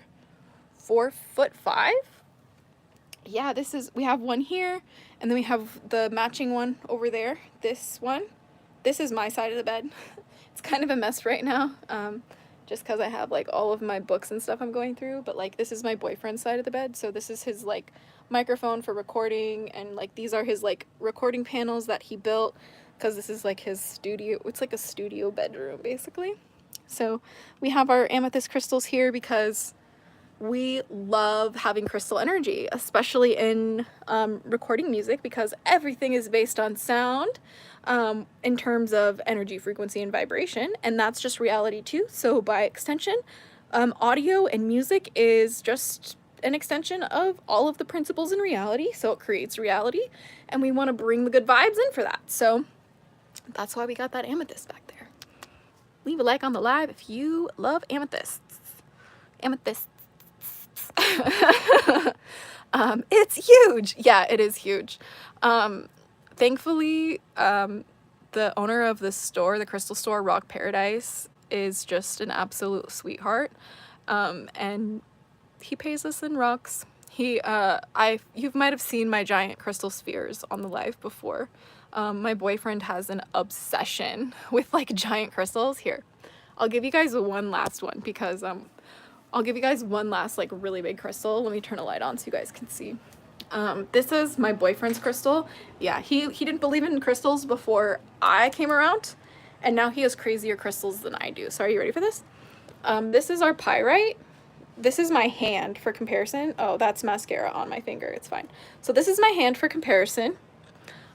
We have like all sorts of money manifestation stuff, but this is like just one of the pyrite cubes. Like this is like in comparison to like my fingers. Like it's huge. It's just a chonk, man. That's just such a chonk, bro. And it has so reflective, dude. Like, excuse me? Like you can literally, hello, hi. Like it's so beautiful. So we just kind of have all the good stuff. And then this piece broke off from one of our other pyrite pieces, but it was just so iconic that we are keeping it charging on this one. So holy mother of God. Yeah, it's we're crazy here with the crystals. Like here's even another one. This is like another giant pyrite. This one's slightly bigger. I mean slightly smaller than the other one. And this one's definitely a lower quality too, but yeah, like this is like if we're playing you want to do a crystal showcase. So our friends at Rock Paradise like literally like have adopted me, like like they are my elders. Like I literally call them the Grand Wise Council because like they're just my elders, right? And like one day I walked into the store and I just started dancing with this giant smoky quartz. This one, I literally was just like this in the store. And our friend, he was like, what the fuck is wrong with you? Just take that and get out of here. He's so funny. Dude, like, he like, it's so much fun because, like, these owners of Rock Paradise, they're, like, one of the few owners of crystal stores out here in LA who don't really fully understand the, like, metaphysical aspect to crystals. They're very much just, like, from a, ooh, it's a sparkly rock, like let's make a business out of that. Very rare. Most of the like crystal stores out here are like witchy new age stores, okay? Like this one like became that like after the fact, right? But like when we tell the owners of the store that we'll literally sleep with these crystals sometimes, we're like, oh my gosh, we slept with the giant labradorite sphere. He's like, what's wrong with you guys? Like, he's always telling us that we're weird. And then I'm like, no, you don't understand. Like, my boyfriend's sleeping better now that he has, like, a 45-pound labradorite sphere next to him. And he's like, what's wrong with you guys? It's so funny. I love it. It's awesome. But like we also get like crazy specimens too. Like this is like just a really high quality pyrite. This piece is also my boyfriend's. He's a really good collector, okay guys? This has like pyrite, really like pristine formation of pyrite cubes. Let me find some, like right here. Like that pyrite, so perfect. But then all of the gray stuff is galena. And it like has these really cool formations on it. And there's also some quartz points here too. Crazy. Like I just don't even understand sometimes. Half the time I'm just, I live for rocks. I live and I breathe rocks. It's fine. It's fine. I love the mythology around dragons eating crystals for energy source instead of like animals or like flesh. Like you'll probably the most like common like rendition of this is in My Little Pony. The little purple dragon Spike, he eats like the crystals, and then the one of the ponies, Rarity, she's a unicorn with like a crystal cutie mark, and she like she's able to find crystals like with her magic, like her horn magic. She's able to like find crystals. And like he has a problem eating them sometimes. Crunchy rocks. Yeah, literally. So then as a kid, like I loved the choco rocks, like the chocolate rocks that looked like actual rocks, but I could eat them. I felt like a dragon as a kid. My boyfriend loves bismuth and titanium juicy clusters. Dragonfey, I will keep an eye out for the best ones. Brofist. Yeah, exactly. Yes, I couldn't have survived without the brony. The whole My Little Pony in high school was a weird thing, but all of my guy friends were so obsessed with My Little Pony as a kid. Who knows? Who knows how that happened? But it did, so I refuse to believe they eat animals. Yeah, me too. I don't think they do. Is that why Spike eats the crystals Rarity finds? Yeah, exactly. Because that's the only thing dragons eat. Like, that's how they get their best energy. Like, I know Spike eats other food, but you'll notice that whenever Spike is eating other food in, like, My Little Pony, it's always stacks on stacks on stacks of food. And that's because any of the real food or the pony food that, like, is for every pony else, like, is not for him, because it has no nutritional value. It's like him eating cabbage. Like, if I were to eat cabbage after cabbage, I would literally be nutrient deficient, because it's actually very much nothing. It's like void of nutrients, unfortunately. It's cosplaying as something healthy, okay? No, like, that's why he's always eating stacks on stacks on stacks of food, because he just needs crystals. That's it. So, like, that's why Rarity giving him her, like, really giant precious crystals and gemstones is such an act of generosity. And why her element is generosity. I'm pretty sure she's generosity. Like, that's why she's generosity, literally, because she gives the most expensive diamond jewels to the dragon for a crunchy biscuit. That's like me giving away this to my dog. Like, that's a very generous thing to do. You know? Help, stop the flashbacks. Yeah, exactly. Yeah, she is. Yeah, I thought she was generosity. Rarity is my favorite one out of the main 6. If you couldn't guess that, I don't know how, but it's because she's literally has crystals on her butt and she sews things. I sew my books together. Like, if that's not me, I don't know what is, you know? I knew a dragonkin who ate pop rocks a lot, which was kind of, oh, that's cute. Oh my gosh, I'm gonna have to get, like, the rock candy crystal sticks. You guys are giving me a lot of good ideas, Pegasister. Hell yeah, it's been so long. I have so many Rarity figures and plushies. Yeah, it's actually ridiculous. Healing my inner child has been me watching My Little Pony last month, and this month I'm on season 4 now. Yes, I'm always constantly rewatching my favorite childhood shows because it is therapy, and it's a way for me to, like, regulate my nervous system when I get too overwhelmed by the world. I've been rewatching Sailor Moon recently. That one's been really good for my soul, and been really helping fortify my spirit in a way too, because the more that I've been rewatching my favorite shows as a kid, the more that I realized that every type of media that I consumed as a child and as a teenager was geared towards, like, you know, rising up against oppressive systems, was literally programming towards being like, no matter what, we're gonna win, even if it feels like all the odds are stacked against us. Like, that was the blueprint of my childhood. Like, I grew up watching things like Avatar. I grew up watching things like, well, Avatar: The Last Airbender, but also Avatar the animated movie. Both of those are still the same thing. I grew up watching, like, things like, what's it called, Sailor Moon, things like Naruto, things like Pokemon. Like, you know, Pokemon, while it's not rising up against, like, necessarily, you know, like, murder in the traditional sense because it's a child show, they're still going up against, like, villains, you know? Some of the people in Pokemon, the Pokemon universe, the ideologies they have, very scary, okay? Pokemon and Yu-Gi-Oh! For the win. Yeah, Yu-Gi-Oh's another one. Bakugan was another one that really opened up my passion for dragons. Pokemon, Yu-Gi-Oh, and Bakugan were really like, hey, dragons.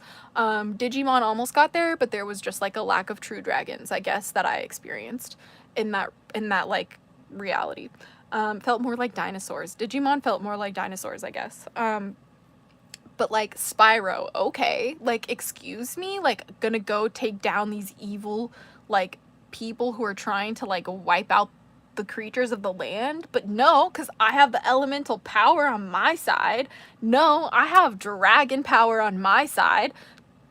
I was just the blueprint for what my life is like today. Like, that's the truth.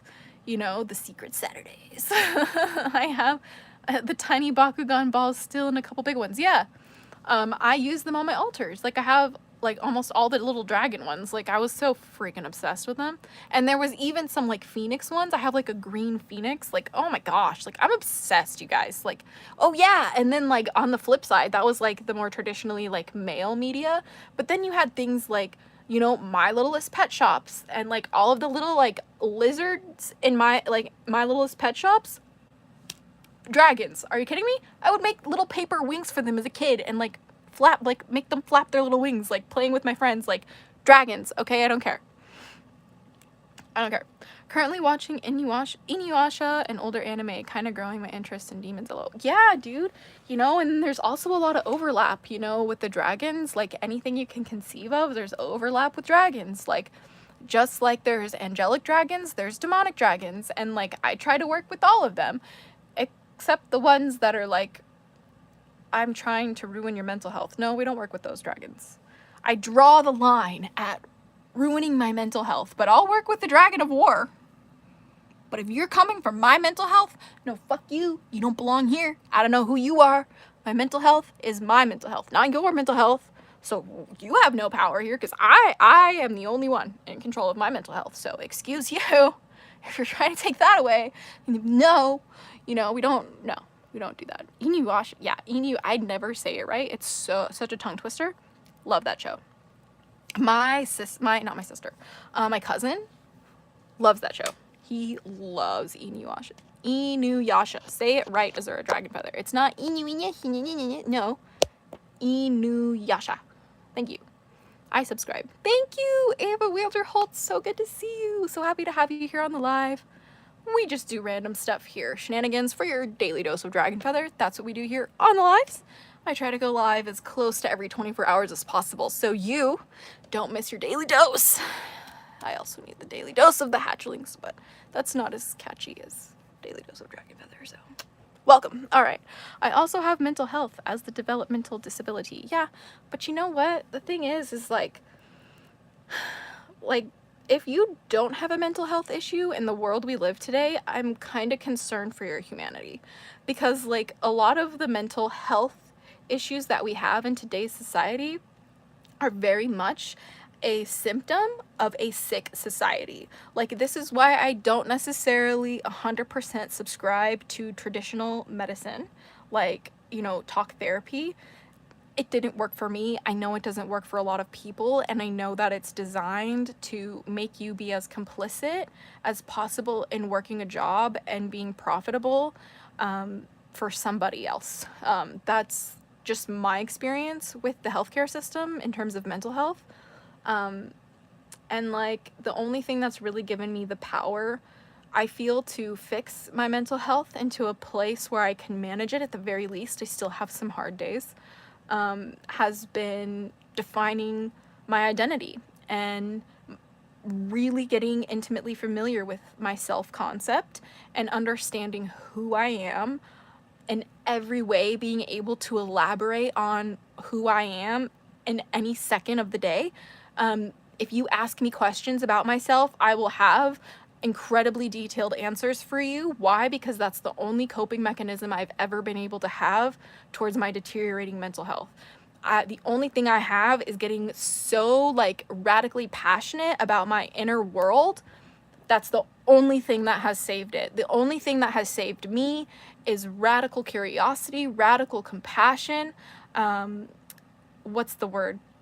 Radical mercy, radical grace towards myself. That's it. That's all that's worked out. So I hope that helps you too with your mental stuff. Jessica Luna, hey, hi, hello, welcome to the live. Okay, now I need my main question answered, please. Okay, what's up, chicken eggies? Where do I start in my witchcraft journey? The universe and other witches in readings are telling me I gotta delve into that part of myself and see where it takes me. Like I'm meant to do something. But I've been doubting my abilities and struggling finding a facet of witchcraft that I want to delve into and deciding what's meant for me. Honestly, my friend, it sounds like you have a faith issue. Like, do you have faith in yourself? Like, if you do not, start there and see what happens. Because, like, the only time that, like, I really struggled on my path and when I really suffered, I guess you could say, and almost removed my own ability to grow, was when I didn't have faith in myself. I didn't have faith in myself to handle what was coming my way. I didn't have faith in myself to witness the signs that my guardians were sending me, to understand that they were from my guardians, and then to act accordingly. Didn't have that faith in myself. I had to cultivate faith within Azura Dragon Feather before I could do dilly squat, to be honest. So that's what I'm going to tell most people, you know, in your path and in your practice, you should first and foremost 120 million% focus on where your faith is. What does that look like to you? Like, what does your belief system look like to you? Like, where do you place your trust? If you have trust in anything, because that's a huge part of the problem, because a lot of people have trust in nothing. How do you have a spiritual practice if you have no trust, not only in yourself, but in your guardians? All you have is spiritual psychosis. All you have is stagnant energy. All you have is fear. And that's not good. So focus on your faith, my friend. I think that'll be a great place to start. My ex was a brony. I'm really sorry. It was a huge red flag for guys to be bronies. I'm just gonna leave it at that. I mean, I'm sure there were some cool guys who were bronies too, but I guess in my experience, most of them were a little unhinged, so whoops. I need to go to bed. Good night, everyone. Take care. Thank you, Carlin Barker, for joining the live. It's always a pleasure having you. I got bullied when I was younger because I wasn't really, like, included in not many stuff because of my disability and your mental health. Yeah, Ava. I know I never had, like, an official diagnosis as a kid for, like, mental health, but, like, I knew everybody could, like, kind of, like, tell that I was autistic or something was wrong with me in a way.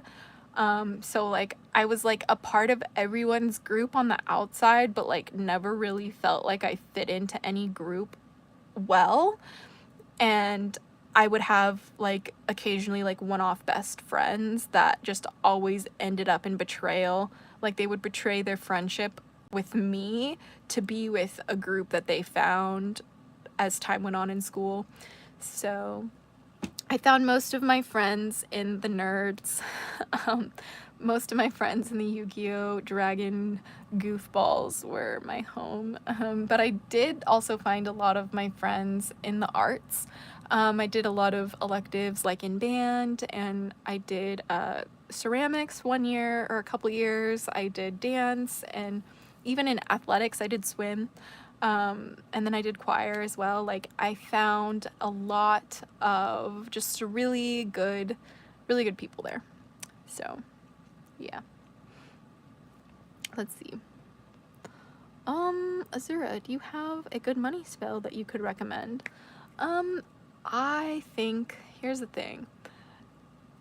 Like, before you start casting money spells or prosperity spells, like, do some shadow work on your relationship with money. Like, never have I ever been making, like, better money in my life, but at the same time, never have I ever prioritized making money. Like, I just don't prioritize making money the way that I used to. Like, if that makes sense. Like, the like, financial gain that I'm experiencing is only a natural byproduct of me following my passion, of me showing up for my community. Like, I don't really even know how I make money sometimes. I just, like, follow what my guardians tell me to do and trust that everything I need will be provided. That is, like, I have faith that the universe will always provide for me. That has been something that I've always believed in. Perhaps that is a privileged mindset to have. Because I was, you know, born into a very privileged life. Not like, you know, the most richest, opulent life. I had my own fair share experience with poverty, like, but it's just, like, in an American middle class white Christian way, if that makes sense. But, like, I promise you, the more that you take a look at your relationship with money and where your financial fears are, what sort of financial experiences may have created a financial identity to you, try and identify where your financial cap is. Like, how much money do you feel confident in holding? Like, this is why I tell people to focus on knowing themselves first when working with dragons, because it's all interconnected. You know, your relationship with money is of your relationship with your spirituality, and vice versa. And that's why, like, wherever you're afraid in life, you need to look there first. And for me, one of the biggest areas of my life that I was afraid was financially, and I still to this day have a lot of financial fear that I have to work through. And a lot of my financial fear was creating an attachment to attracting a certain type of partner that I felt like I couldn't survive with any other way. And that kept me stuck in a karmic cycle. And I wasn't going to be able to grow until I changed my mentality about money. So this is why I really, really encourage people to take a look at their financial history, their financial their financial fears into account, like, and then start asking yourself questions like, actually, what would you do if you had $500,000 tomorrow? Like, what would be your action? Would you have like this knee-jerk reaction to spend a lot of money? Would you be indifferent about it? Would you be like, would that scare you? Would that kind of money in your pockets scare you? Would that kind of money make you feel guilty? Would that kind of money make you feel good or bad? Honestly, like, would $100,000 make you feel good or bad? Like, actually ask yourself these things, because sometimes you're like, okay. Because then when I started making more money, I started like falling back into like this overspending in a way of like retail therapy. And like, everybody should have access to retail therapy at least once in their life. I'm a huge believer of that. But there's a difference between doing it like here and there and then starting to just become an over consumer. And then just, you know, a lot of people, when they have that kind of money, even if you have millions of dollars, you still might just spend your millions of dollars on useless, pointless shit because you can. It's just because you can. And you're trying to fill the void that you need to fix in here first. You know, you could have, that's why you could see everybody have everything in the world, and still they'll like literally take themselves out. They'll literally end their own lives. And you want to know why? Because there is this strange paradox that an abundance of resources creates a lack of desire. And so that's why the law of detachment comes into play here. So if you literally stop giving a fuck about money, stop centering money in your life. I know this might sound super insensitive, especially if you are living paycheck to paycheck, especially if you're going into debt just trying to feed your kids. I hear you, I see you, I understand. But you also kind of have to like be delusional a little bit in the beginning, you know, like fake it till you make it works applies here. You know, you got to kind of like perceive that as like, okay, I don't give a fuck. Because if you don't give a fuck, then guess what can't control you? Money. Guess what doesn't define you? Money. Guess what doesn't motivate your every fucking move? Money. Guess what doesn't create your fear? Money. And you would be so surprised at how that in and of itself is used as one of the best mechanisms to control the moves you make in your life. The second you can be detached from that and focus on where your spirit wants you to go and where your people in your community need you, you're gonna just naturally get money. You're just naturally gonna get resources. You're just naturally gonna create an abundance of wealth. And that has been my experience. So I admire your radical trust.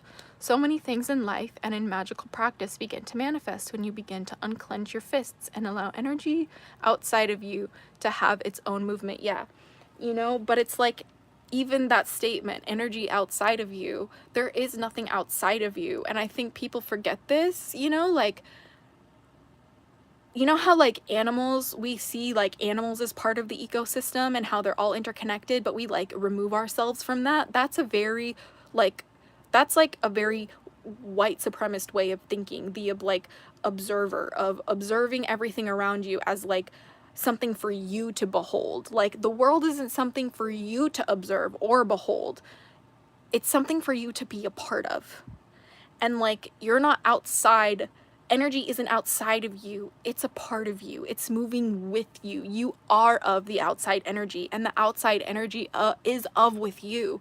This has been the most profoundly important realization of the emerald tablets that say, as above, so below, as within, so without. I thought it meant they were mirrors of each other. I thought it meant that they were reflections of each other.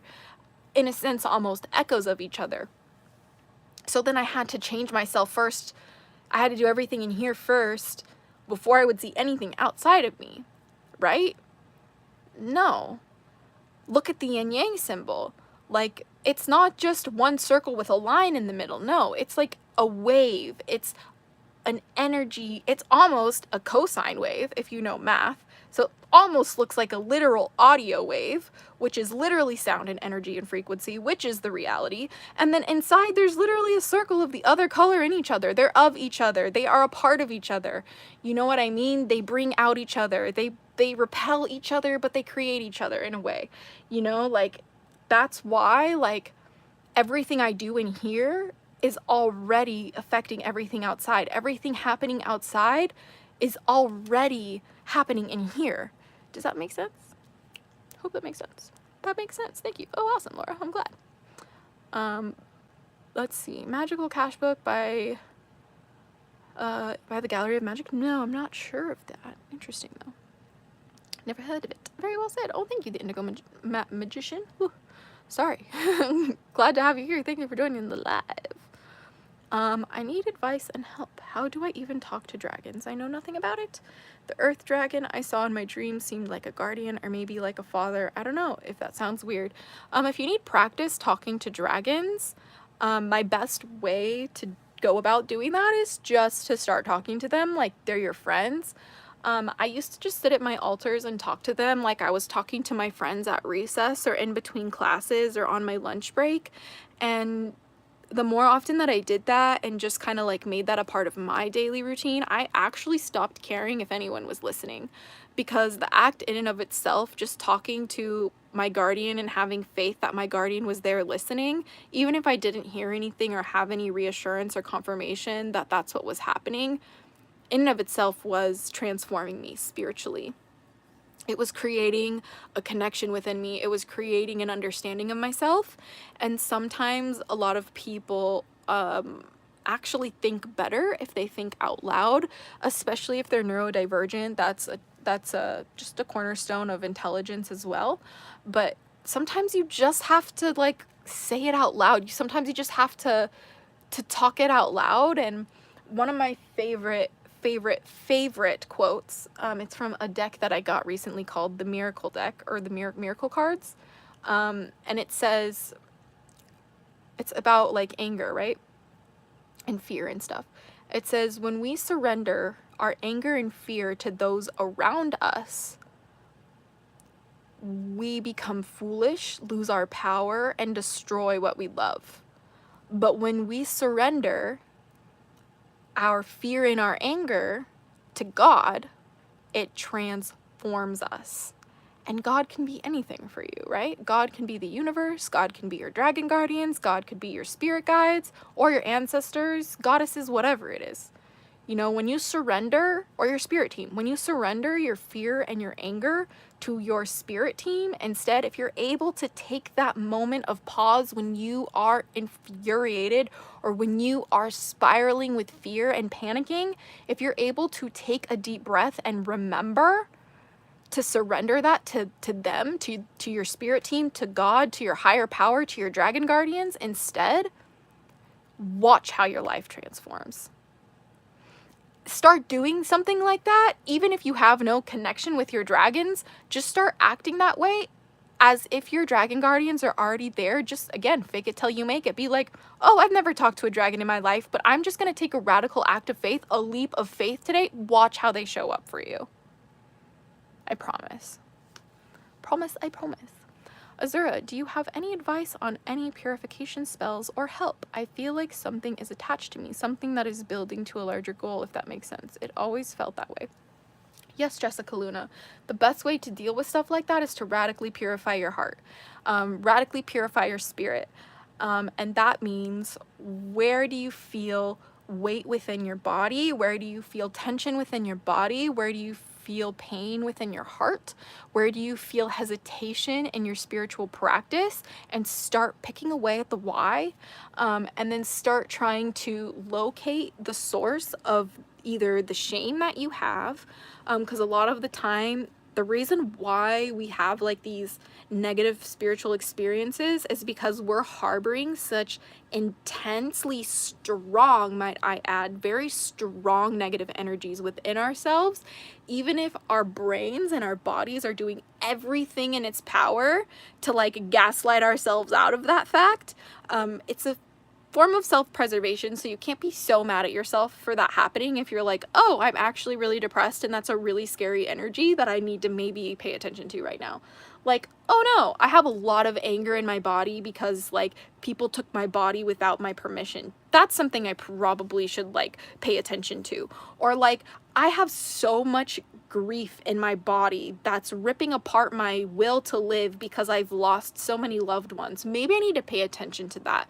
And often when you purify your heart and your soul and your spirit that way, that's when those energies are going to dissipate.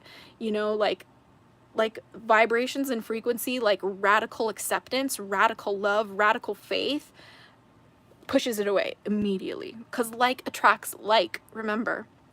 You know, like those things are showing up for you in your life because there's probably something within you that's also coming to a head, that's also about to boil over, that also might lead to you having a psychotic episode, that might lead you to having like an unaliving attempt, that might lead you to have like, you know, an outburst of violence towards somebody you love. I don't know. I'm not a healthcare professional. All I know is that in my experience, the more that I ignored the wounds of my own heart and spirit, the more that it manifested outside of me. Why? Because my anxiety, my depression, my guilt, my sorrow, my grief, my rage was of the shadow world outside of me, was of the shadow people around me. They loved that shit. You know what I mean? Because I loved being angry about it. I was like, I am so righteous for being angry. Watch me be angry. Okay. What are you going to do now? What's the next step? Watch me be depressed. Watch me not talk to you.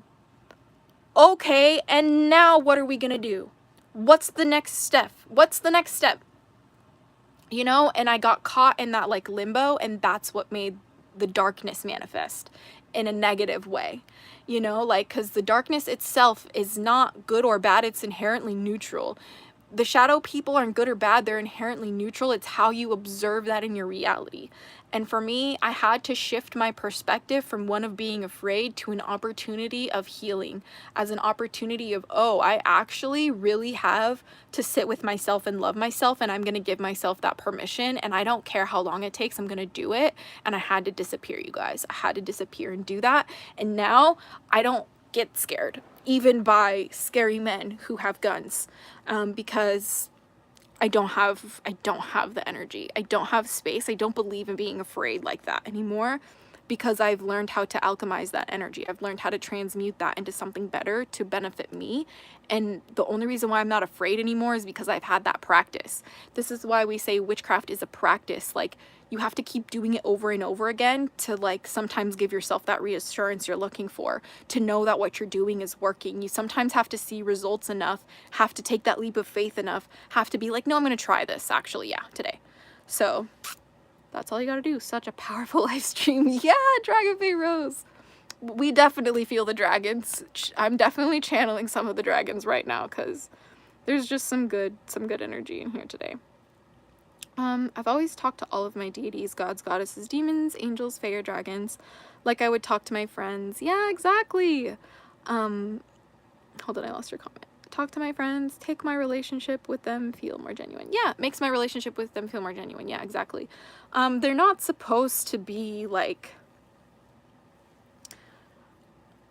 I don't want to say like they're not supposed to be above you, because like you do have to like respect your spirit team with a certain type of like reverence, because again, they're like, they just have a different perspective than you, and like you're not going to be able to receive that unless you respect their perspective. Like, it's pretty easy. But you know, it just depends. I've had a vivid dream. I was in place like Acropolis, and someone like a guardian was beside me. I sat down to calm down and close my eyes, and then I couldn't open them. Then I said, Aphrodite, protect me 3 times. Then I opened them and felt normal again. I don't know if it was something like Mono doing it to me, but you know, you never know. Like, I love working with Aphrodite sometimes. Like, sometimes I don't feel like beautiful enough, you know, like especially when you work with dragon energy as intimately as I do. Sometimes it can make you a little rough around the edges, and as much as it's important for me to remain gentle in my power, if in the sense that like gentle as in my delivery, as in the way I show up for my community, a lot of people need to be held with very gentle gloves right now, with very like child gloves is what I call them, handled with care. That's what I heard from the guardians. And it's because literally like everyone's falling apart to put the pieces together. No, the right way to say it is everybody's breaking down to break through to the other side. Ooh, that's really powerful. But like you have to understand that like in that process it's gonna look kind of messy. It's gonna look, it might even look dark actually. But the process is, but the reality is that some of the most healing, purifying, good, truly holy, like truly holy divine experiences in this world are through the most heartbreaking, grueling, backbreaking, bloody experiences you'll ever see. The sheer brutality of these experiences that will yield you such light. I know this because some of the healing sessions that I have witnessed and been a part of, the screams I hear some of these people release, it's almost as if you can hear generations finally alchemizing that pain, and it moves you in a way that it's just like you just hear someone just divinely release their rage. It's so brutal. It's so ugly. It's so messy. And I'm crying because I'm remembering her face as after she let that out of her. You could see God came back to her. You could see her ancestors return her light. The light lit up her face. You could see she was an angel. You know, like after she went through that, she faced it with such courage. She said, I don't care. I'm not leaving this bed until this darkness is away from me. And you have to choose that sometimes. You have to go into the dark to find the light, you know, like for me in my life, the most profound transformations that have given me power, that have given me a gentle spirit, that have given me compassion, that have given me respect for the land, for the people of the land, and for the spirits of the land, that have just given me, you know, humbled me, that have given me humility, that have given me grace, that have given me righteousness, that have given me divine holiness, have been through me screaming in like a snotty mess on the floor to anyone who would listen, you know, fighting the urge to hurt myself, sometimes hurting myself, and through that pain choosing no more. No more will I turn my blade towards me. No more will I turn my hate towards me. No more will I turn my shame towards me. No more will I turn that towards me, because I do not deserve that. I am not worthy of destruction. I had to remember that Azura Dragon Feather was not worthy of destruction. She deserved to live. She deserved to shine. She deserved to speak again. She deserved to be safe and loved. And she deserves her dreams coming true. And I had to decide on those nights that I didn't want to be here anymore, through those darkest nights of the soul, those moments where I was literally 2 seconds away from making a permanent decision. I had to decide to transmute that into something else, or it was gonna be too late to try. And I know so many of you out there are going through the same thing. It could even be tonight, or it was last night that you had that experience. And I just hope that if one person feels a little bit more strength to come through on the other end of that journey, through watching my videos, through like hearing my live streams, through just anything that I put out there into the universe, then that's all that matters.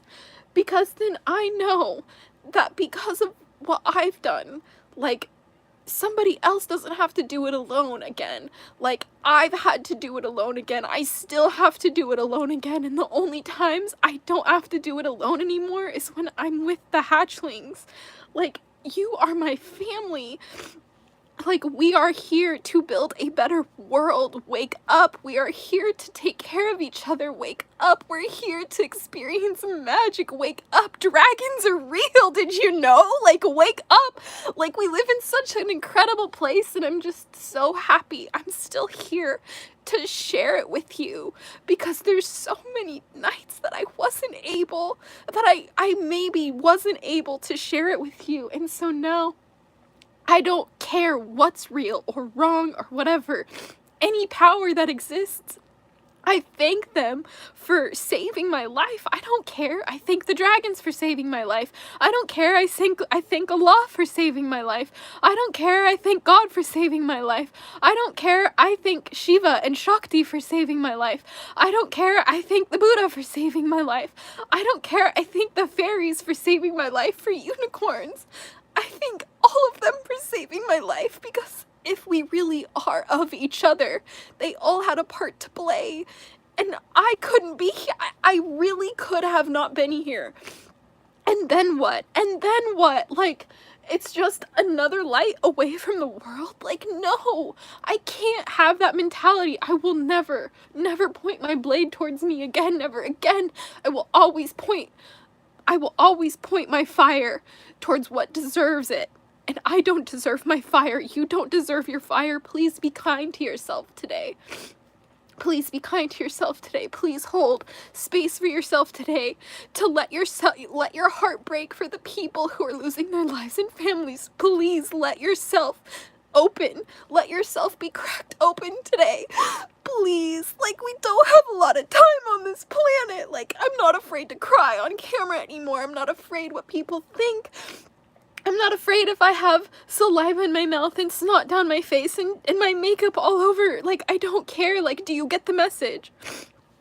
Like, do you get the message? Like, that's all that matters, you know? Like, this space is here to, like, my channel is here to radically shift you into where you need to be, where your spirit team wants you to be, where your ancestors have prayed for you to be. The choices you have to make today were taken from your bloodline so long ago. The choices that the world you're getting to experience has never been here before. The connections you're making were never possible without technology. The understanding of what's happening around you in real time has never been possible without the internet and technology. Please, you are so blessed. You are so blessed to have your phone right now. You're so blessed to have your internet. You're so blessed to have your little kitten next to you. You're so blessed to have your dog. And if you have family, oh my gosh, you're so blessed.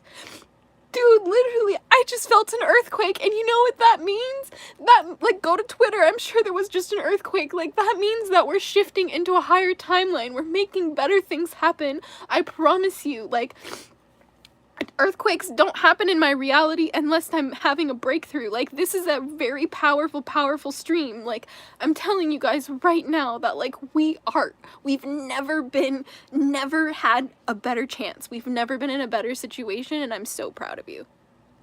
I'm so proud of you. I'm so proud of us. I'm so proud of us continuing to go, continuing to keep going.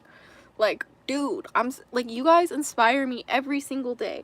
You tell me every single day the things that you guys face. You tell me every single day the things that you guys struggle with and how you choose to overcome that, and that is the fuel to my fire. Like, you guys tell me every single day how, like, you feel like you're not good enough, but you're still trying. That is my fire.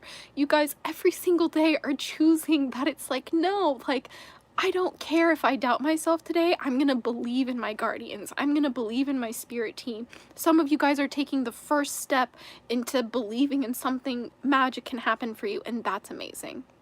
So I have to go because I think my friend is home. So I also probably really need to shower and, like, probably ground myself because this has been an incredibly intense stream. Thank you guys so much for spending some of your day with me today. You have literally created a day that I will never forget, and I wouldn't have had that opportunity if it wasn't for you guys clicking on this stream, leaving some leaving some awesome comments. Hi Isaiah B, thank you. You did join at a very deep moment.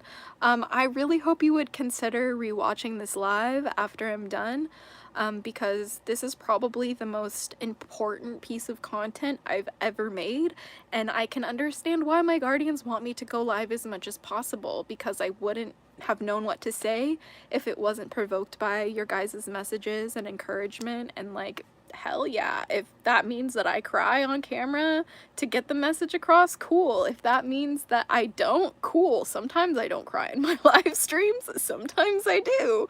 But today it was just one of those days, I guess. I'm going to sub too. Oh my god, you guys are the best. Thank you so much for choosing to subscribe to the channel and spend some of your day with me today. Like, I can't even like begin to tell you how grateful I am for every single one of you guys here, either in the live chat, dropping your emojis, dropping your, you know, your messages, or if you're just a lurker passing through. I couldn't even begin to tell you thank you enough, so it means the world to me that you spent some of your time with me today, and I hope that this video has helped you in some way, shape, or form. If you want to help support the channel, simply buy my worksheets left in the link in my bio or in the description. I'm so used to using not YouTube, so the description. We talk about descriptions here on this channel, not a link in the bio. If you want to support the channel, go ahead and click the link in the description. It'll take you to my website where I'm selling my manifestation mindset worksheets. Pretty much that my dragon guardians have given me of my dreams, jam-packed in an easy-to-use formula for you, and it's only $3.69, so I hope that it helps you as well. But anyway, until next time, stay geeky, jiggy, and freaky, little hatchlings. Blessed be, and bye. Yay! So much love to everybody, and remember, stay strong. You got this. Keep going. We're good. We got this. Keep